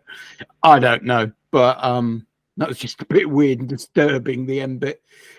So yeah, I don't really know what to say on that one. It's an unusual track. I know that they put it in the experimental category. I'm not sure I'm following it myself, but there we go. Monsieur Fandango. Spunk. Yeah. Yeah, it's kind of got well, it's created an atmosphere, but it feels to me more like a sort of backing track for a TV crime drama. Or if you recall, in the late 90s, early 90s, you had Trigger Happy TV with Dom Jolly. And it's the sort of thing that might have featured on that show potentially. It was a UK thing by the look of Tom's face, and but it was good. It's worth looking up, Tom, if you do it on YouTube. The end section I thought was quite interesting. Actually, I mean, this was just like two separate tracks. It wasn't like they were segued together. It was quite creepy, the end bit. So it was something a bit different. And that was it really. And the owl. Oh, there you are. Was really not too enamored or not sure. I don't know what that is. Not sure. Don't know. Al's been a bit flighty today and just doing some weird stuff. So what happened to Al then? Well, Just chuck him across the room and sure. it's just all over the shop today, you know. Just what can you do with an owl? I don't know. Al, wink twice if you need to escape. There you go. But no, Al's okay. But he's just been in a funny mood today, haven't you? Yeah. Yeah, he's just like. So I've just left Al well alone. Well, then get your hand out of his ass, man. Yeah. Maybe that's why he's in a bad mood. I've never thought about it. Really. Nobody's okay with it. No, it's listen. Decent enough beats, right? I think that if one of the better rappers had actually put some lyrics to it, then it could possibly work. It was very unusual. I don't know that because I was trying to find a spot for it in my mind. I don't think that it would have worked in that kind of chill lo-fi kind of genre, right? Because it was a little creepy, right? It had a bit of a horror movie element to it. And working on a film like we were talking about this before, Shining, right? When we were talking about like Kubrick's work and everything like that, So I think that yeah, maybe this has a place like Carl, as you said, as kind of like a backing track or a background track for that matter in one of those films where the Halloween, The Shining, The Exorcist, something like that. I mean, definitely in a 2023 perspective, I think that the song could have worked. But I think honestly, once again, if you had one of the better kind of like a rapper's throw some lyrics on this, then you would have something pretty solid here, because it wasn't produced badly, right? Like you had a nice hard kick to it, and the music seemed to kind of like shine through. But yeah, just that thing. I have to admit, I forgot that he had put vocals needed on it. Oh, that's true. Yeah, which actually would change it significantly. So yeah, and I could understand why certain bits would be laid back in the mix more. So yeah, I think that would be one of the ones that I would listen to if if it popped up with some vocals to it, because obviously this isn't something that's going on a repeat on the playlist. It's just because that's all it really is it's a good beat. So I don't know. Should we start screening the Purple Bowl of Destiny choices a little bit better, folks? Should we just keep the Purple Bowl of Destiny as it is and play the brand new first track that we've always been in the new category? Please leave us comments below. Let us know. Also, check out the video description below. And if you did like that song or that beat, whichever way you want to perceive it as, then do visit the video description below. Check it out. Follow the links that make this song and this beat, this track your own, whatever the case may be. Also, find links to our show sponsor, Nathan Brashear, co-hosts here, Carlos Fandango and Smart Monkey. Find their bodies of work as well. I guarantee that you will like them. Two different types of music, as you would expect. Carl, more centralized in the oldie style. Smart Monkey, much centralized in the EDM style, as yours truly here. So do visit the video description below. Once again, find the links to everybody, your hosts, your co-hosts, your show sponsor, Big Jeffer for his video game fanatics, and or video game antics is what I meant to say right there. So yeah, moving on to track number 9, though. Marlon Funaki. I think so. Yeah. Marlon Funaki, yes. Says here, Marlon Funaki is from Los Angeles, California, USA. Is 21-year-old solo artist and songwriter who creates, mixes, and masters all of his own work. Influences include Spacey Jane, Night Moves, Coldplay, David Bowie, Pixies, Red Hot Chili Peppers, and Foo Fighters. So, and this song, I believe, is called City. It says this: the single tells the story of a girl who moves to the big city in search of a new beginning, but finds herself on a roller coaster ride of emotions and challenges. Despite the hardships, she learns to become a strong, independent woman and emerges as a mindful and fulfilled individual. Not Coldplay. Oh my goodness. This song is called City.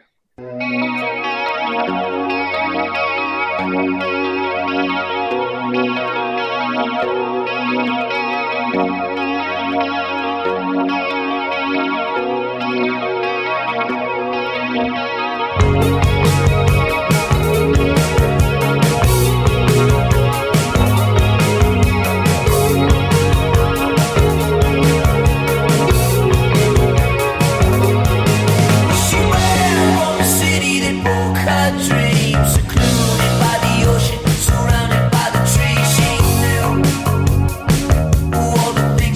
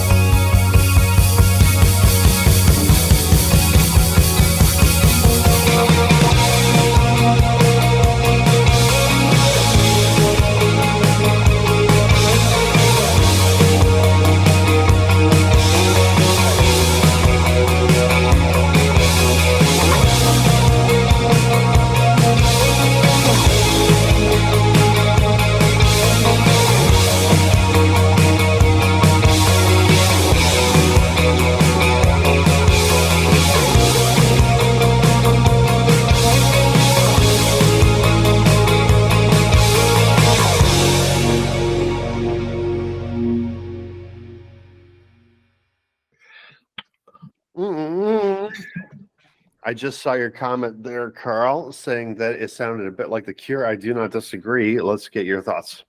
Indeed, The Cure, minus the Robert Smith vocal, of course, because you could imagine Robert Smith singing on that one, and it would then be virtually a Cure song. So, got that prominent trebly bass sound and the jangly guitars of The Cure, sort of solid 4/4 beat.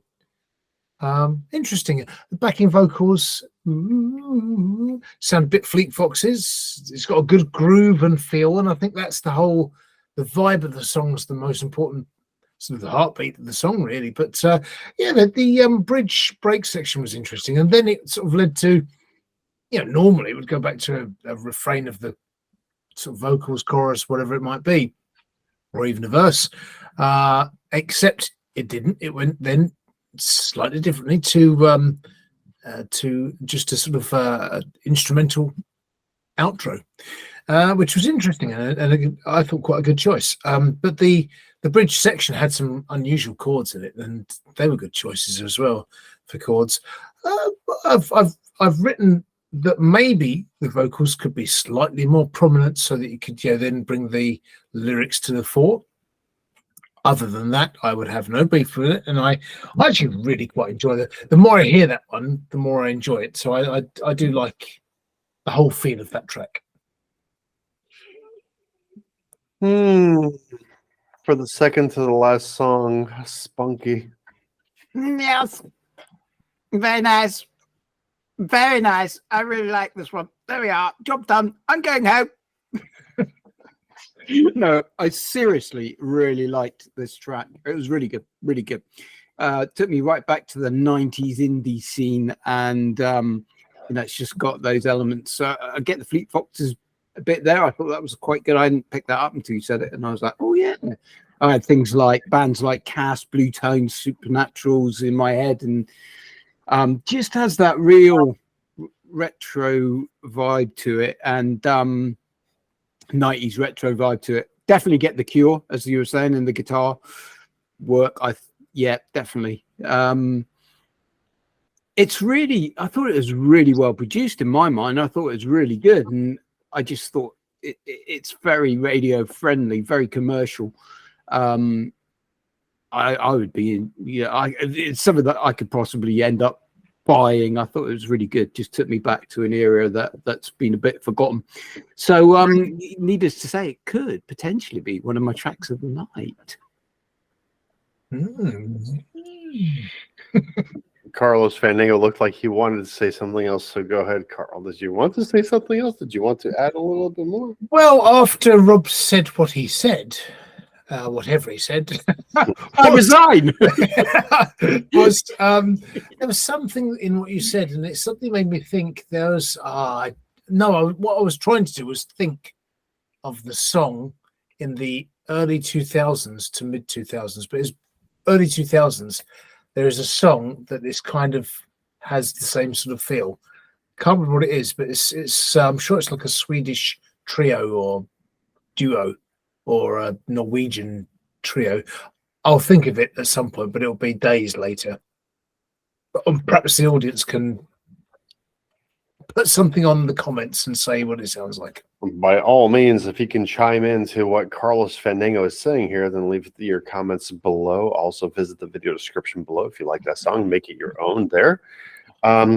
I was kind of like going the 90s route with it, honestly, at first, until your comment popped up at the very end, because I know that you like leaving comments at the very end of the song, because you do actually listen to this stuff, and instead of like posting your comment first, it's like fire, yeah, sick, dope. It's one-worded, absolutely mean nothing comments. Carlos does take his time and listen to this, and I was kind of like thinking of the Gin Blossoms or kind of like Seven Mary Three, something along those lines. But I totally get the Cure bit to it, and I would dare to think that anyone that has the Cure on a playlist, like let's say it is a Cure playlist, and this song popped up in between, one of the songs, then it really wouldn't skip a beat, would it? It really had that vibe to it. So it's very kind of good moody. You're kind of like very happy listening to it with obviously the lyrics and the words meaning something else, and there's a story progressing behind it. So I liked it. I got to say, really good. What do you think of that one, then, Spunky? I prefer Rob, and I didn't really like it. Thank And you. I prefer to talk about audiobooks. Thank you very much. By the way, so I posted. I don't know if you can see this. I'll try to. Yeah. I posted the Luna Square thing on the on our Facebook page, and one of the people that loved it was Cunt. So mad shout out to Cunt for loving. No, seriously, look. Cunt That's our audience all over. comments. Okay, so Cunt absolutely loved the post on Facebook there. So big shout out to Cunt for loving that post. Thank you. Well, I mentioned Falco earlier because there's a line in the song Rock Me Amadeus that he sort of ends on Kunt that we always sort of listened to and thought he must be saying that, but he wasn't. He was saying, I think, Kunt. This was just mainly more for Rob going crazy than anything. Oh my God, that's brilliant. Oh, I love it. Well, I think next week's show we've got a song where the word country is spelt with a K, so that's good. A good little segue into next week's song. So I guess we can get rid of the spelled wrong words. Well, we did it.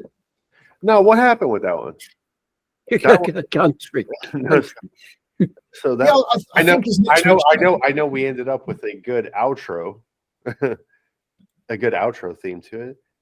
What's that for? I love that. I have to listen to that one every time. Every time I insert the outro into the Underground Sound show, I always have to listen to the outro all the way through because goodbye from your host, X10, Carlos Fandango, Smart Monkey, and Country.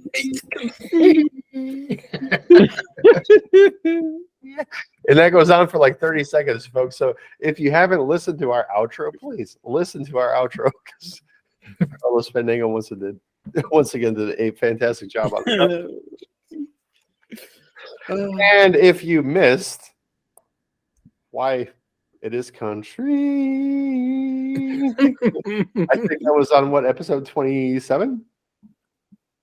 Oh, it was. I can't remember. Yeah, it's like a bit ago. Get check it out, man. Funk soul brother. But you know what? This is the first show you've said, Tom. You haven't said track 9. This is a sad moment of the show. So you must be really enjoying this one. Or looking forward to it ending. No. I'm actually quite enjoying the show. I just enjoy it.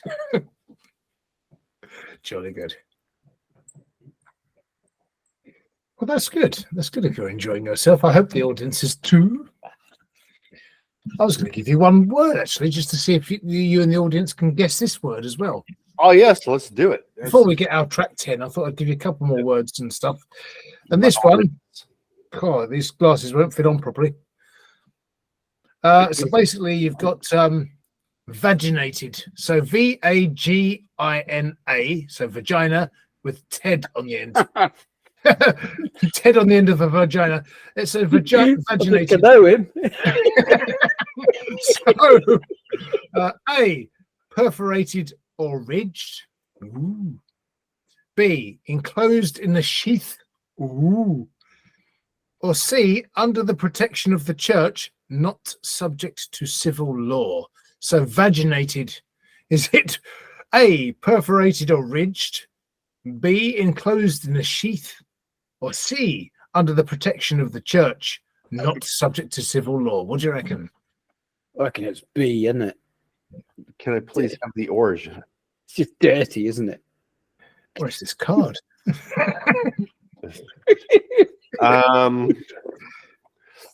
You'd like the origin of vaginated. I'd like the origin of the word because that's all. It really depends on if it's Latin, if it's Roman, if it's Greek. It really depends. But actually, I think it sounds a bit Latin, doesn't it? Vaginated. I'm sure. Shall I look up? Shall I Google what is the stem of vagina? Shall I not do that? It's all right. So we shall go with vagine, and in that case, I will say B. Okay. What about you, Rob? Yeah, I said B. Wrapped in a sheath, wasn't it, or something? Enclosed in a sheath. Yeah, it sounds. You're going with B as well. Well, you're correct. It's enclosed in a sheath, vaginated. No. How's that? Seems kind of right because the floppiness and everything like this. No, seriously. I mean, it's enclosed, right? So you do have an opening that's enclosed. That's really where we're going. So it's kind of like a crevasse, sir. Yeah, I guess that's yeah. Okay, fair enough. Well, okay. You've got I'll let you choose. We'll just do one more word, but you can choose this one. So you can have cocked, which is COCT, cocked, or penis stone or penistone, I guess it is. PENISTONE. Gee, let me think. Let's go with the penistone, sir. Penis. Oh, you're going to call it a penis, right? Okay. Well, is that not what you call it in England? Is it not a penis in England? I see what you mean. Yeah. They call it a penis. Penis, yeah. I think we call it a penny. A penny in England. Call it a penny. So penistone. Penny stone.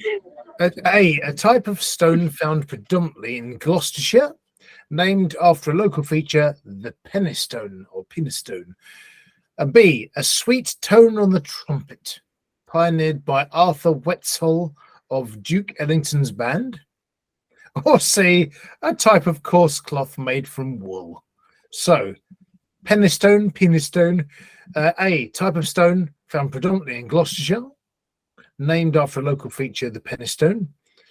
B, a sweet tone on the trumpet, pioneered by Arthur Wetzel of Duke Ellington's band. Or C, a type of coarse cloth made from wool. No, it's definitely the one with the jazz music. So you're going for jazz. Yeah.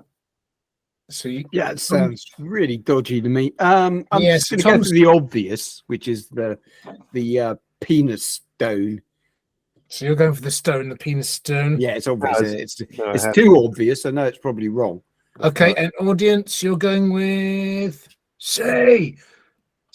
Okay, a type of coarse cloth made from wool. You'd be correct. It is the coarse cloth made from wool.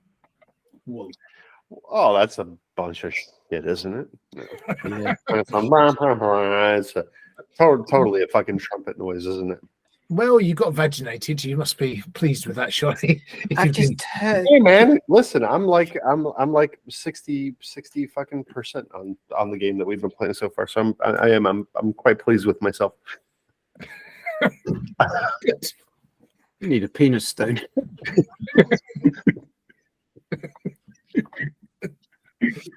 No, I need the vagina cloth or whatever it was. Penis stone vaginated, right? Okay. Yeah, there you go. I need a vagina. I need a vaginated penis stone. Yeah. A vaginated penis stone. That's what I need. That's unfortunate. I need a vagina.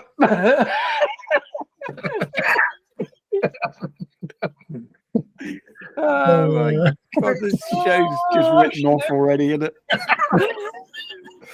Editing for you to do, yeah. Nope, that's not gonna get edited. Why the fuck? Oh, we wonder why there's no ladies watching this show. Yeah, I wonder why. It's boys' club. Oh dear. No, yeah, I'm starting to pick up on our 100% male audience. Yeah.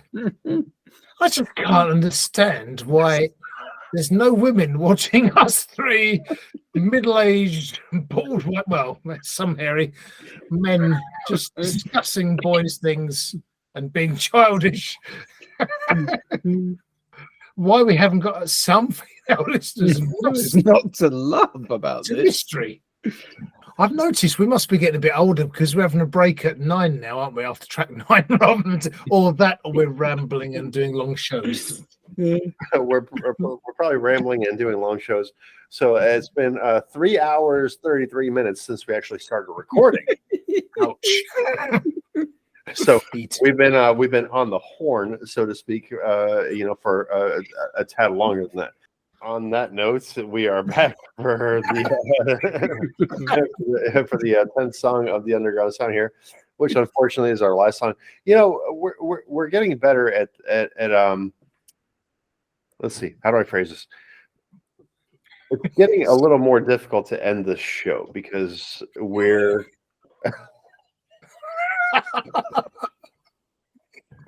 where the hell is this coming from? Rock and roll, man. Yeah, well, look, sort of, I don't know. There's something a bit, what is it, rollerball? I can't remember what film, but it's some sort of weird thing going on here. Tron, rollerball, something like that, right? What's going on here, though? It's like half my head's missing, so it looks like a little beak coming out of my head. Little leg. What is that pinhead thing going on there? Breasts coming out your head. Oh, shit. Well, you still looks about the same. Yes. All right, so we're on to track number 10 here of the Underground Sound. I gotta say, we're getting better at this show because it's taking longer to kind of like end the show. So our comedic banter, which some people do enjoy, #Big Juffer. All right, so one person each choice. Oh, the Juffer! as long as it's even just one person, we are doing our job correctly. But so we have this song called "Burning Away" by Uncharted Course. Carlos Fandango, tell me about the song. Now I don't think we've featured Uncharted Course, although they have uploaded a few songs, 19 tracks on Slaps. They're from Pittsburgh, Pennsylvania, USA. The chap who's uploading the songs is Eddie Waters, who's the guitarist and member of Uncharted Course. He says he's played in a whole crap load of bands and genres. Influences for him include Stevie Ray Vaughan, Paul Simon, the Yardbirds, Santana, Derek and the Dominoes, Eric Clapton, Neil Young, David Bowie, Adrian Belew, Jeff Beck, Eric Johnson. So numerous artists. But this particular song, yes, it's called Burning Away. Now, it's a show closer, so we would expect it to be sort of fairly big and epic. But I think of it sort of like a rock ballad, if I remember rightly. But it's 5 minutes 46, so you're going to get your money's worth with this one. And some of the comments here says this is a great track. Loving the vocals. Excellent song. Nice. Hey, nice. We like that. Oh, yeah, this takes me back. Loving the sound. And great harmonies. Always love a song with multiple meanings. And, of course, they say themselves these lyrics have been interpreted several ways. So, yeah, listen out for the lyrics. Listen out for the music. See what you think. Tell us what you think. Well, here we go. Mustafa 0414, it was said, loving the vocals. That's the second comment on the song. And Mustafa, if you remember, was back on the show earlier. Rob did a little kind of video with Game of Shadows, Sherlock Holmes, to Mustafa's song there. Don't remember the name of the song exactly, but if you revisit our shows, I'm sure that you'll find it. So here we go. This is Burning Away by Uncharted Course. Let's check it out.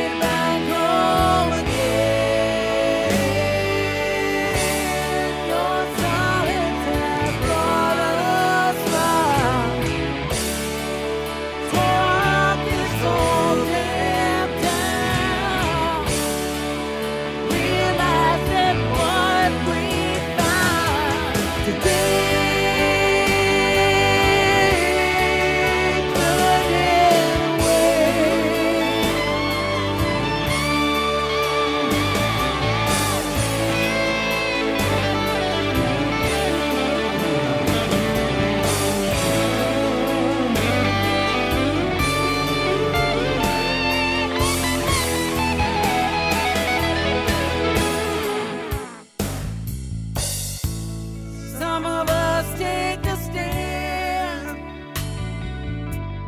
some just make other plans. Castles made out of sand were you.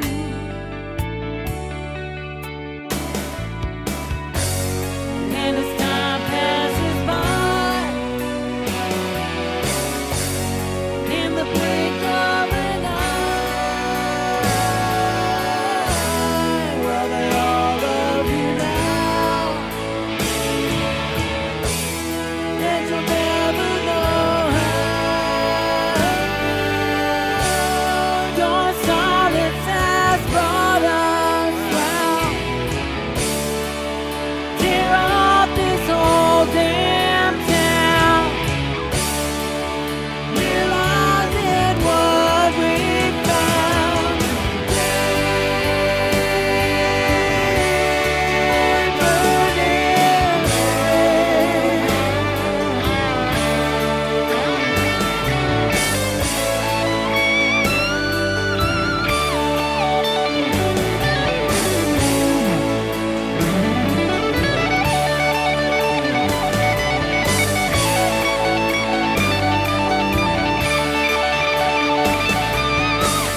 God knows time can't stand still. Sometimes I fear I will, but the smell of the rain brings me back home again. Your silence has brought us round. Tore up this whole damn town. Realizing what we found.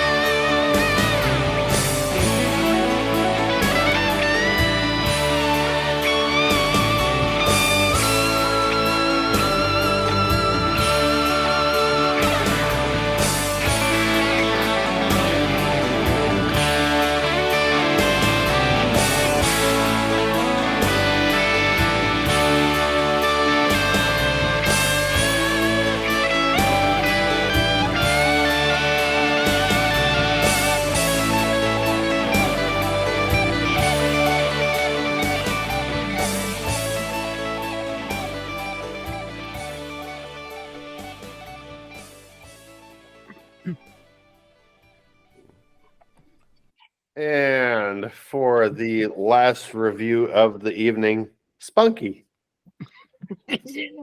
Spunky. Well, that's a weird thing that just happened to me then. So I heard the song earlier and it was a nice little track, but something really weird happened then. I had almost like, and oh, you're gonna laugh at me for this, but I had almost like Freddie Mercury singing this. The actual song construction is really, really good, and it's a really strong song. And then vocally, I had him in my head singing it because it sounded almost Queen-like in its construction and delivery. And you know, the band playing that song are really good. It's a really strong rock song, actually, when you hear it.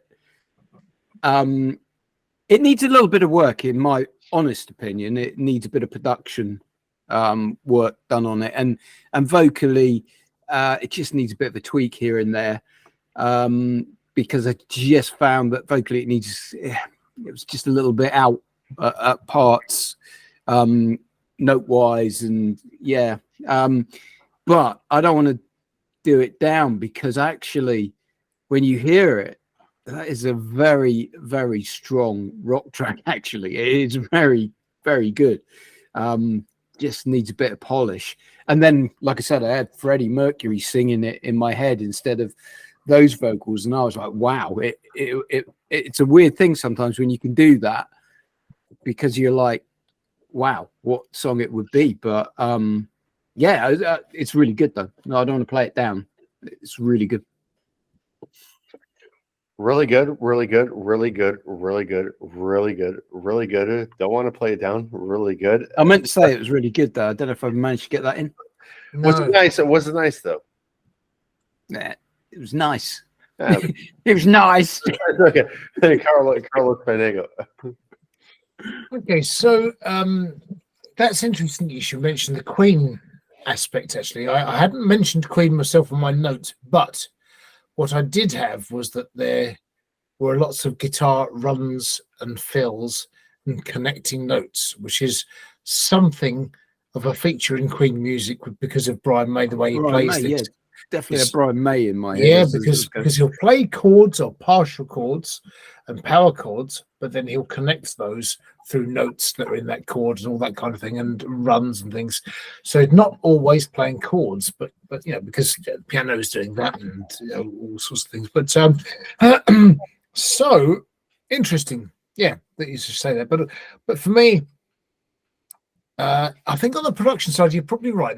Although I've put on my original notes professional production, which I think it's probably a sort of a live song recording type of feel to it, but it feels slightly quieter than other tracks that are uploaded on Slap. So probably does need a bit of work, as you say, and I think they're fair points to say. However, it's a solid composition. It's a big rock ballad. And my main reference point would be Leonard Skinner's Tuesday's Gone, which is an awesome track from, I think it's from their debut album. And it's just got that sort of vibe, particularly with the guitar solos. So you've got a little mini solo, slightly expanded solo, and then you've got the outro solo, which just, you know, not nicely sort of fades out and everything. So fantastic song to do as a live track as well, I can imagine. But the male female vocals go nicely together. Obviously, you've got the lead female vocal as the main one. But otherwise, I think it's a nice big track to end on. And I think you're right. A bit of gloss on the production side of things probably would make that from being a good track into a very good track. Yeah, a few takes of the vocals in the studio as well, just to get them polished and refined, you know. But yeah, everything in the studio to get it polished and refined. In my opinion here, no. So for me, it kind of like, especially when we started off, it reminded me of November Rain from Guns N' Roses. It kind of like had that feel going to it, and it really sounded like kind of like maybe a Slash type of guitar and everything like that. But to the point, to the live recording, I just wanted to show you guys, gentlemen, this thing is. Do you know what this thing actually is? This is a Tascam linear PCM recorder. So this is like if you're ever doing a live gig, these are two different condenser microphones that you can point in any direction. Very nice piece of equipment. If you're actually ever performing live, I highly recommend to any musicians doing that, just point it towards yourself. And I think that that's what was going on with this recording, is that they had this thing set up and they had it pointed at the entire band, and that this recorded it all. That's the only kind of like critique that I have, because, you know, a studio recording, you can tell when it's a studio recording. Everything's kind of like here and there, and you know, it all sounds pretty kind of like poppy and more or less professional, like on the digital workstation and everything like that. So what I wrote was good song ? Is it a good song? Yeah, it's a good song, but again, I do think that it needs that fine kind of polishing, unless in fact I'm correct on this and it was just recorded with one of the items that I just showed you as a live performance. And as a live performance, once again, I think that we're going to be dealing with a really, really, really good song here, because this is one of those songs that's going to be being played at the local pub bar. I don't know. Do your local pubs usually play music? Yeah, you do get bands gigging and solo artists, people man the guitar and that kind of thing, or lady the guitar. And yeah, you do get that in pubs. They try to encourage live acts. How about you, Rob, down in Cornwall? Yep. Still a big thing down in Cornwall. Yeah. Live bands, yeah, definitely. Wurzel's still playing? Not so much Wurzels now. You don't see them too much these days now. Hear of them. Wurzels. Do you know, I'd love to see them live, because they do lots of versions of modern-ish songs. I mean, I heard they Don't Look Back in Anger, and it's just brilliant and stuff like that. Now, Tom, the Wurzels were sort of like a country band, let's say country, West Country band. So very folk and stuff, and country, yes. And basically, they did a cover. Famously, in the UK, they did a cover. They're like a sort of like a pretend farmers comedy band, weren't they? Comedy band. So basically, they did a version of Melanie's Brand New Key. But they changed it to I've got a brand new combine harvester. You got a brand new key, and they'll do ooh ah, all that kind of thing. So they're a fun band, and that was the reference. But I'd love to see the Wurzels live. I really would. Riveting. What about Uncharted Course, though? Yeah, but they are apparently really good. Uncharted Course, I wouldn't mind seeing live, in fact, because I think you're right. They would be a good live band. Again, I do think that this performance was recorded live. So I do think that it's good for what it is, because I think there's elements of it. You could tell that it's not done in a studio. It's not. If they did it in a studio, they did it with one microphone, kind of far away to capture everything, right? Which I don't think that was. Yeah, I don't think that was the case. So I do think that this was recorded live. If it be on a piece of equipment, or if it be on somebody's phone, maybe they do have these condenser kind of like microphones that you could actually plug into the to the smartphones nowadays, whether it be an Android or whatever, right, and record all the sound. And so I think that's a possibility of what was going on here, because again, so it wasn't a bad song, not at all. So even though I put good song question mark, it didn't really beg the question of if it's a good song overall. I think it's a good song. It's just in the kind of like a stylistic approach that it was recorded, then it's questionable. Because if that happens to be an album version, then it absolutely is shit. But if that is recorded live, then this was definitely a song that would be done kind of like at closing, as we're closing the show off here, right? So last call, get your alcohol. You ain't got to go home, but you got to get the hell out of here, kind of thing, and everything like that, So, but this is one that would definitely have people out there, and twirling their partner, dancing, and everything like that. So I gotta say, good overall. It's just if it is a studio recording, I would like it to be more of a studio recording. If it is a live version, then 2 thumbs up from myself here, and I gotta say, nicely jobbed, as I usually do. So I think you're right. I think it could be a really strong song. I don't think it's been done in a studio of that style, and I think they should, because I think if they did, they would sort of go, "Wow." This is what we can sound like. Yeah, there was a good going on. There was a good amount going on there, right? There was really good. Yeah, we had nice vocals, we had nice drums, we had nice guitar solos. So there was plenty to kind of keep up with, and and that would make the song a really good song. So again, if that's the only reason why I did what I did, is just if it is a studio recording, then it's shit. If it is not a studio recording, then it's absolutely done brilliantly. So, and once again, if it's not a studio recording, bring it into the studio and do a studio recording, we mentioned before, and spending that little bit of extra money to get that proper demo done does a lot, does a ton. Yeah. Fair point. That Tascam that you've got does, oddly enough, look like a taser. So is that sort of like on the same? Is that to taser the band rather than record it, or taser some of the fans if they come rushing the stage? Look at that. See that? That's it. It does look like, it's got Two condenser microphones which can be pointed in different directions. And so if you can see, it says right there, it's the DR40X. It's a linear PCM recorder. And so you can actually insert a, so here's a variety of options on the side here with the input levels. You can actually plug microphones into it as well. And You then see that? Stun, maim, and kill. It had on there. Yes, You see that? So you have the USB input and the SD card input and everything like that. So a brilliant piece of equipment. It's a very expensive piece of equipment. I got to tell you that much as well. This was actually given to me as a Christmas gift. So,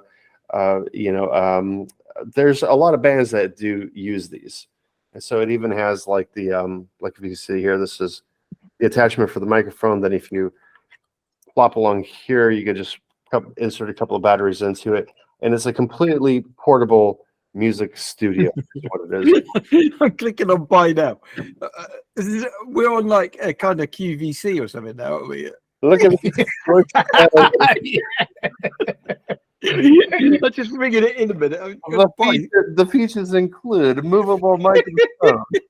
I bought 6 of them. I can't help myself. 2 movable microphone. Okay, not just one. It's 2. Okay, you move. And also for just thrown in free will be a standard microphone as well without the cable. So you have to buy that yourself. But you can have this as part of the deal. It makes it such a good deal for you. So, in fact, we'll throw in 2 of those for you. I also have an incredibly great device. It's a snipping tool. A snipping tool. 2 blades that. And you got some free blood to go with it. Don't buy one. Spunky, are you okay? Yes, I'll be fine. Spunky. Spunky hurt himself. Spunky hurty. Really hurty.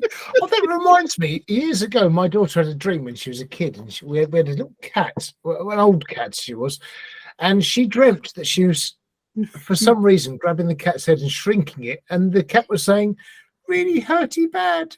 Oh, it made me feel really sad for the cat. Bloody nightmares. Yeah, it's a bit bad, isn't it? Yeah. What's that haunting music we had the other day that we reviewed? Daughters We'll put that over the is top. what you're saying. What music? That haunted tune that we had the other day where I said about like the fire going through the house. We could put that. Oh, that was The Birds They Speak by Dario. Yeah. Help, help, Oh, that help. wasn't the other day. That was a little bit ago. But yeah, oh yeah. Shrinky head. That's terrible. That's Quite creepy one. It is I absolutely. know. Creepy dream. Creepy. She woke up a bit upset about that. That was when she was tiny. So, but now she's still short, but she's older now. So, Still tiny but older. Get along with cats. Does she get along with cats? oh yeah, she loves cats. She loves Purdy, and yeah, she's fine. Yeah. Does she get along Thinking with their men? heads. Does she get along with men? Yeah, I think so. Yeah, yes, yeah. That says it already. Nice. Oh, she's got a good dad, hasn't she? So she's yeah. So she's not psychotic. Oh, she's not psychotic. No, she's very down to earth, grounded. Actually, yeah. So she's very good. Yes. That was. It took a while to make that point. Oh my God, Carl! What? Am I missing something? No, you're disappointing me because it took you a while to catch on to that whole point. It's just, Oh, sorry. no, it's okay. I'm getting a bit tired. That's all. Oh boy, Sorry. love that pipe. Let's see the pipe. Yeah, it's good. Yes, you can have that as well if you want. Love it. Well, not It's been up his bum. It's not the worst of it. Yes. I really want that curved like siphon Sherlock Holmes one. That's one that goes. Oh, yeah. Perhaps go in a pipe shop in London or something. They must have some pipe shops. I'm pretty sure that they do. Have they got many shops in London? I don't know. One or two. One or two. Yeah, if you go down the main high street. Yeah. All right, folks. Well, I think this will do it for the Underground Sound today. This is April 14th, 2023. Thank you so much for joining us. Remember to visit the video descriptions below. Find not only our show sponsor, Nathan Bashir of Monsters Are Real, but also Big Jeffers video gaming channel. If you're a gamer and you like that, since considering we have a 100% male audience, then I think that we might have some fans of that, some retro gaming going on, which I do enjoy myself. And Big Jeffer does a good job of it, aside from his long-ass intro. But for today, April 14th, 2023, I am DJ Exec. With me, as always, is Spunky Monkey and Carlos Fandango. Together, we are putting the us back into music. So please do like, subscribe, and share. We'll find the music that you love to hear. And don't forget to click on the bell so you get all the notifications of any videos that Tom uploads. That would have been so much more dramatic if you were actually petting the cat. Well, the problem is the cat's gone out and I didn't know where else to pet. And I thought it looked suspicious if I use one of those wigs and I'm sort of petting something hairy down here. Get the owl, but don't show the owl's head, just the white body of the owl. All right, I'll do that again. I want to see it now. Is it a bit of a voyeuristic thing for you then? Yeah. Okay. No, not the owl. Don't actually have the owl's head, just the body of the owl. That was a cat slightly out of shot. Yeah. Okay. So no feet up in the air or anything. No. Look, we can see your hand up his arm. Hand out of his ass. That would definitely. I don't know what you want. Okay, look. So I've got a. That doesn't look like a cat. Oh, you mean that? So does that look like a cat? Is this turning you on, Rob? That does not look like a cat. No, bouncing up and down. Yeah. Now you're getting it. Yeah. I'm not sure. Okay, I'll put the owl down. Well, anyway, click the bell for notifications of bell for notifications of any videos that Tom uploads, and you'll get them as soon as he does. And then you can like, subscribe, and share, and do all those wonderful things. Back to Tom in the studio in Florida. Thank you very much, Carlos Fandango. Turning it over to. Oh no, we can't end the show yet. We haven't done our top three. Oh, you're damn right. No, sorry, that was a false ending. Yes. Yeah. Oh. So, what's your top three? That was just a practice run right there. So, Right. Here, spoiler alert. I only have one. No. Yes. So you gentlemen, go ahead. I only have one today. No, surely you can have to choose three. I mean, I don't think it was as strong a show as last week, but I think I can muster up a top three. No. I have three. Go on then, Rob. What's your top three? At number 5, I have No. Well, I'm going to do a number 4, even though we're doing 3, because I want to just give a shout out to Caroline Azzam. Was it Azzam? Yeah, Azzam. Yeah. Because I thought that was a really nice track, and although it's very short, there's a lot of potential there. Very beautiful bit of singing and everything there. So she just missed my top 3. So my top 3 were Temple Alley, Midnight Moon. I just love those Fleetwood Mac vibes I was getting from that song. And it was a solid song, to be fair. Nicely produced. Really like that. Then number 2 was Dissension for me because, what was it? Facing Myself. Because I just feel like their journey they're going on and those vocals, and as a rock track, it was a solid track, and they're definitely going in the right direction for me, and I really enjoyed that song, that Linkin Park vibe that was coming through. So I thought, yeah, nice work, guys, nice work. And then for me, number one was Marlon Funaki. Was it Funaki? Yeah, Marlon Was it? I can't. Marion. Hold on. Let me just put me. You wished. Yeah, there we are. Marlon. Yeah, my number Funaki. one was George Santos. I'm sorry, Marlon Funaki. Yes. With City, I just loved that 90s indie vibe that was going on there, and it was a proper polished, good sounding track. So that's my number one there. Boom, I'm done. See you, mate. I'm off down the pub. So what about you, Tom? Oh no, you go ahead. I'll leave mine for last. Okay, right. Well, Tom, I gotta say your top three was okay. It's okay, but I think my top three is twice as good as your top three. Oh, it's Trump. Okay, I get That's it. very good. That's good. I, Trump. no, I like I it. wasn't sure if he was trying to do John Wayne or Trump at the moment. So. Right, okay. It's Number an three. air pilgrim. Number three, Temple Annie, Midnight Moon. I think it was a nice composition and a good song. Number two for me is Marlon Funaki. Sorry, Marlon. Sorry. But we're talking about Marions, and John Wayne was a Marion, wasn't he? And Yeah, that's a good point. It Actually, was super tough. Super tough. So it was good old John Wayne. I like old John Wayne. Truly was the son of God. My number one is Gamma Major. Who Are You? I really like that one. This growing on me a lot every time I hear it, and I love the Duran-ness of it and the 80s-ness of it. So, yep, for me, that's my number one. Although, like you, a shout out to Caroline Azzam. I think if that song was 2 minutes, double the length or something, then that'd probably be my top three, because she's got such a lovely voice and such a lovely delivery and clean, crisp guitar. I really like the song she's doing. This is very short. Okay. Now, so I'm going to say a song, aside from song number 8, which was the Purple Bowl Destiny song, which was Fallen Echoes, right? Fallen Echoes, decent, not really anything too expansive going on. But I got to say, an honorable mention to Everyone. Really. No, why are you laughing? why the hell are you laughing? It's a good way of getting 10 in there, isn't it?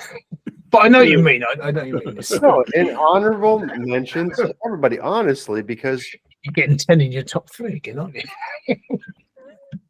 hey, now I said aside from song 8, right? Oh, okay. Yeah, aside from the Purple Bowl Destiny choice, like I said, an honorable mention to all. You all did great work, but my very first comment stands is that I believe that if Dissension, with Facing Myself, if they take some money, they put some, they get some proper studio recording time, right? Then they are going to blow up. And so sticking with that, that is going to be my only choice of the night. So Wow. again, if I did do a top 3, then obviously we would be talking about what? Be your top 3 Well, then. that is the idea. I'm gonna say I'm gonna bite a bit off you guys here, because it's definitely gonna be Marlon Funaki with City. I would really have to search for the other one, honestly, because we talked about Caroline, and you know, she's got a good song, but I mean, just tough to kind of like put it into the top 3. So I guess if anything, it would be a top 2 then. Marlon Funaki and then Dissension would definitely be the number 1 spot, because once again, I do stand by that comment. Is seriously, guys, take the money, invest it, because you are investing into yourself. Because even if you use it as a demo to get into, you know, pubs and bars and clubs to perform, like, believe me, you'll be selling the door. Even if somebody here in the United States, I don't know how people get paid in the UK, if they get like a flat rate for performing, or if they get like 10% of the door. But usually here for clubs, it's like, you know, you'll get paid like, let's say $800 to show up, and then you'll get like 10% of the door and alcohol sales also. So not a bad deal if you think about like let's say a $1,000 or $2,000 one-time expense to record a proper demo and everything like that. Dissension, especially with the song Facing Myself, I gotta say, love you guys and love what you got going on. Honestly, I think is absolutely fantastic. I think you are going a long way. And if you miss the best of the 22s from us, we still are working on the award show. We'll probably have that out a day before the best of the 23s at this point, honestly, tell you the truth. Because it's not that we're slacking. We just got a lot going on. I'm moving soon. It's going to be background might not be the same background. And, we're not like, so we're not going anywhere. It's just that I'm moving away from here and the boys are staying where they are. Eventually, sometime or another, I'll end up over there. I'll be in between both the boys. Does this have a bet? Tom sandwich. I'm glad I caught that before I got at it. Yeah, eventually I'll be. I'm adventurous. I don't mind trying. I don't think you did catch it before. You're in between us now. Yeah. Big boy. Just, Human centipede. Before the show gets way off on a really dark page and everything like that. So we did say our goodbyes, but once again, for our goodbyes today, I am DJ Sec. With me as always is Carlos Fandango and the Spunky Monkey. Together we are putting us back in the music. So please do subscribe. Oh, we're going to do that. I thought we'd done that. Have we done that already? Well, yeah, we did a false ending. Well, We can't just end it with. Yeah, we had to come back. So, let's do it again. Please do subscribe and share, and we will find the music that you love to hear. Jesus, that took an hour. And don't forget to click on the little bell so you subscribe. No, that's the one. To click on the bell so you get the notifications of any videos that Tom uploads. So therefore, you get the exciting new videos of the underground sound. Oh, folks, thank you for joining us for episode 33, this 14th of April in the year 2023. Please do visit the video description below to find all these fantastic artists that we've reviewed today. And please do leave us comments. Let us know what you like. Do you like the risque stuff? Do you like the tame comedy? Did you like the trivia? What did it for you in this show? Please let us know so that way we can make the show as entertaining as we possibly can for you. And so once again, thank you for joining us and wishing you a pleasant evening. Good night. Auf Wiedersehen and Blutzeit. Stay spunky. Lederhosen.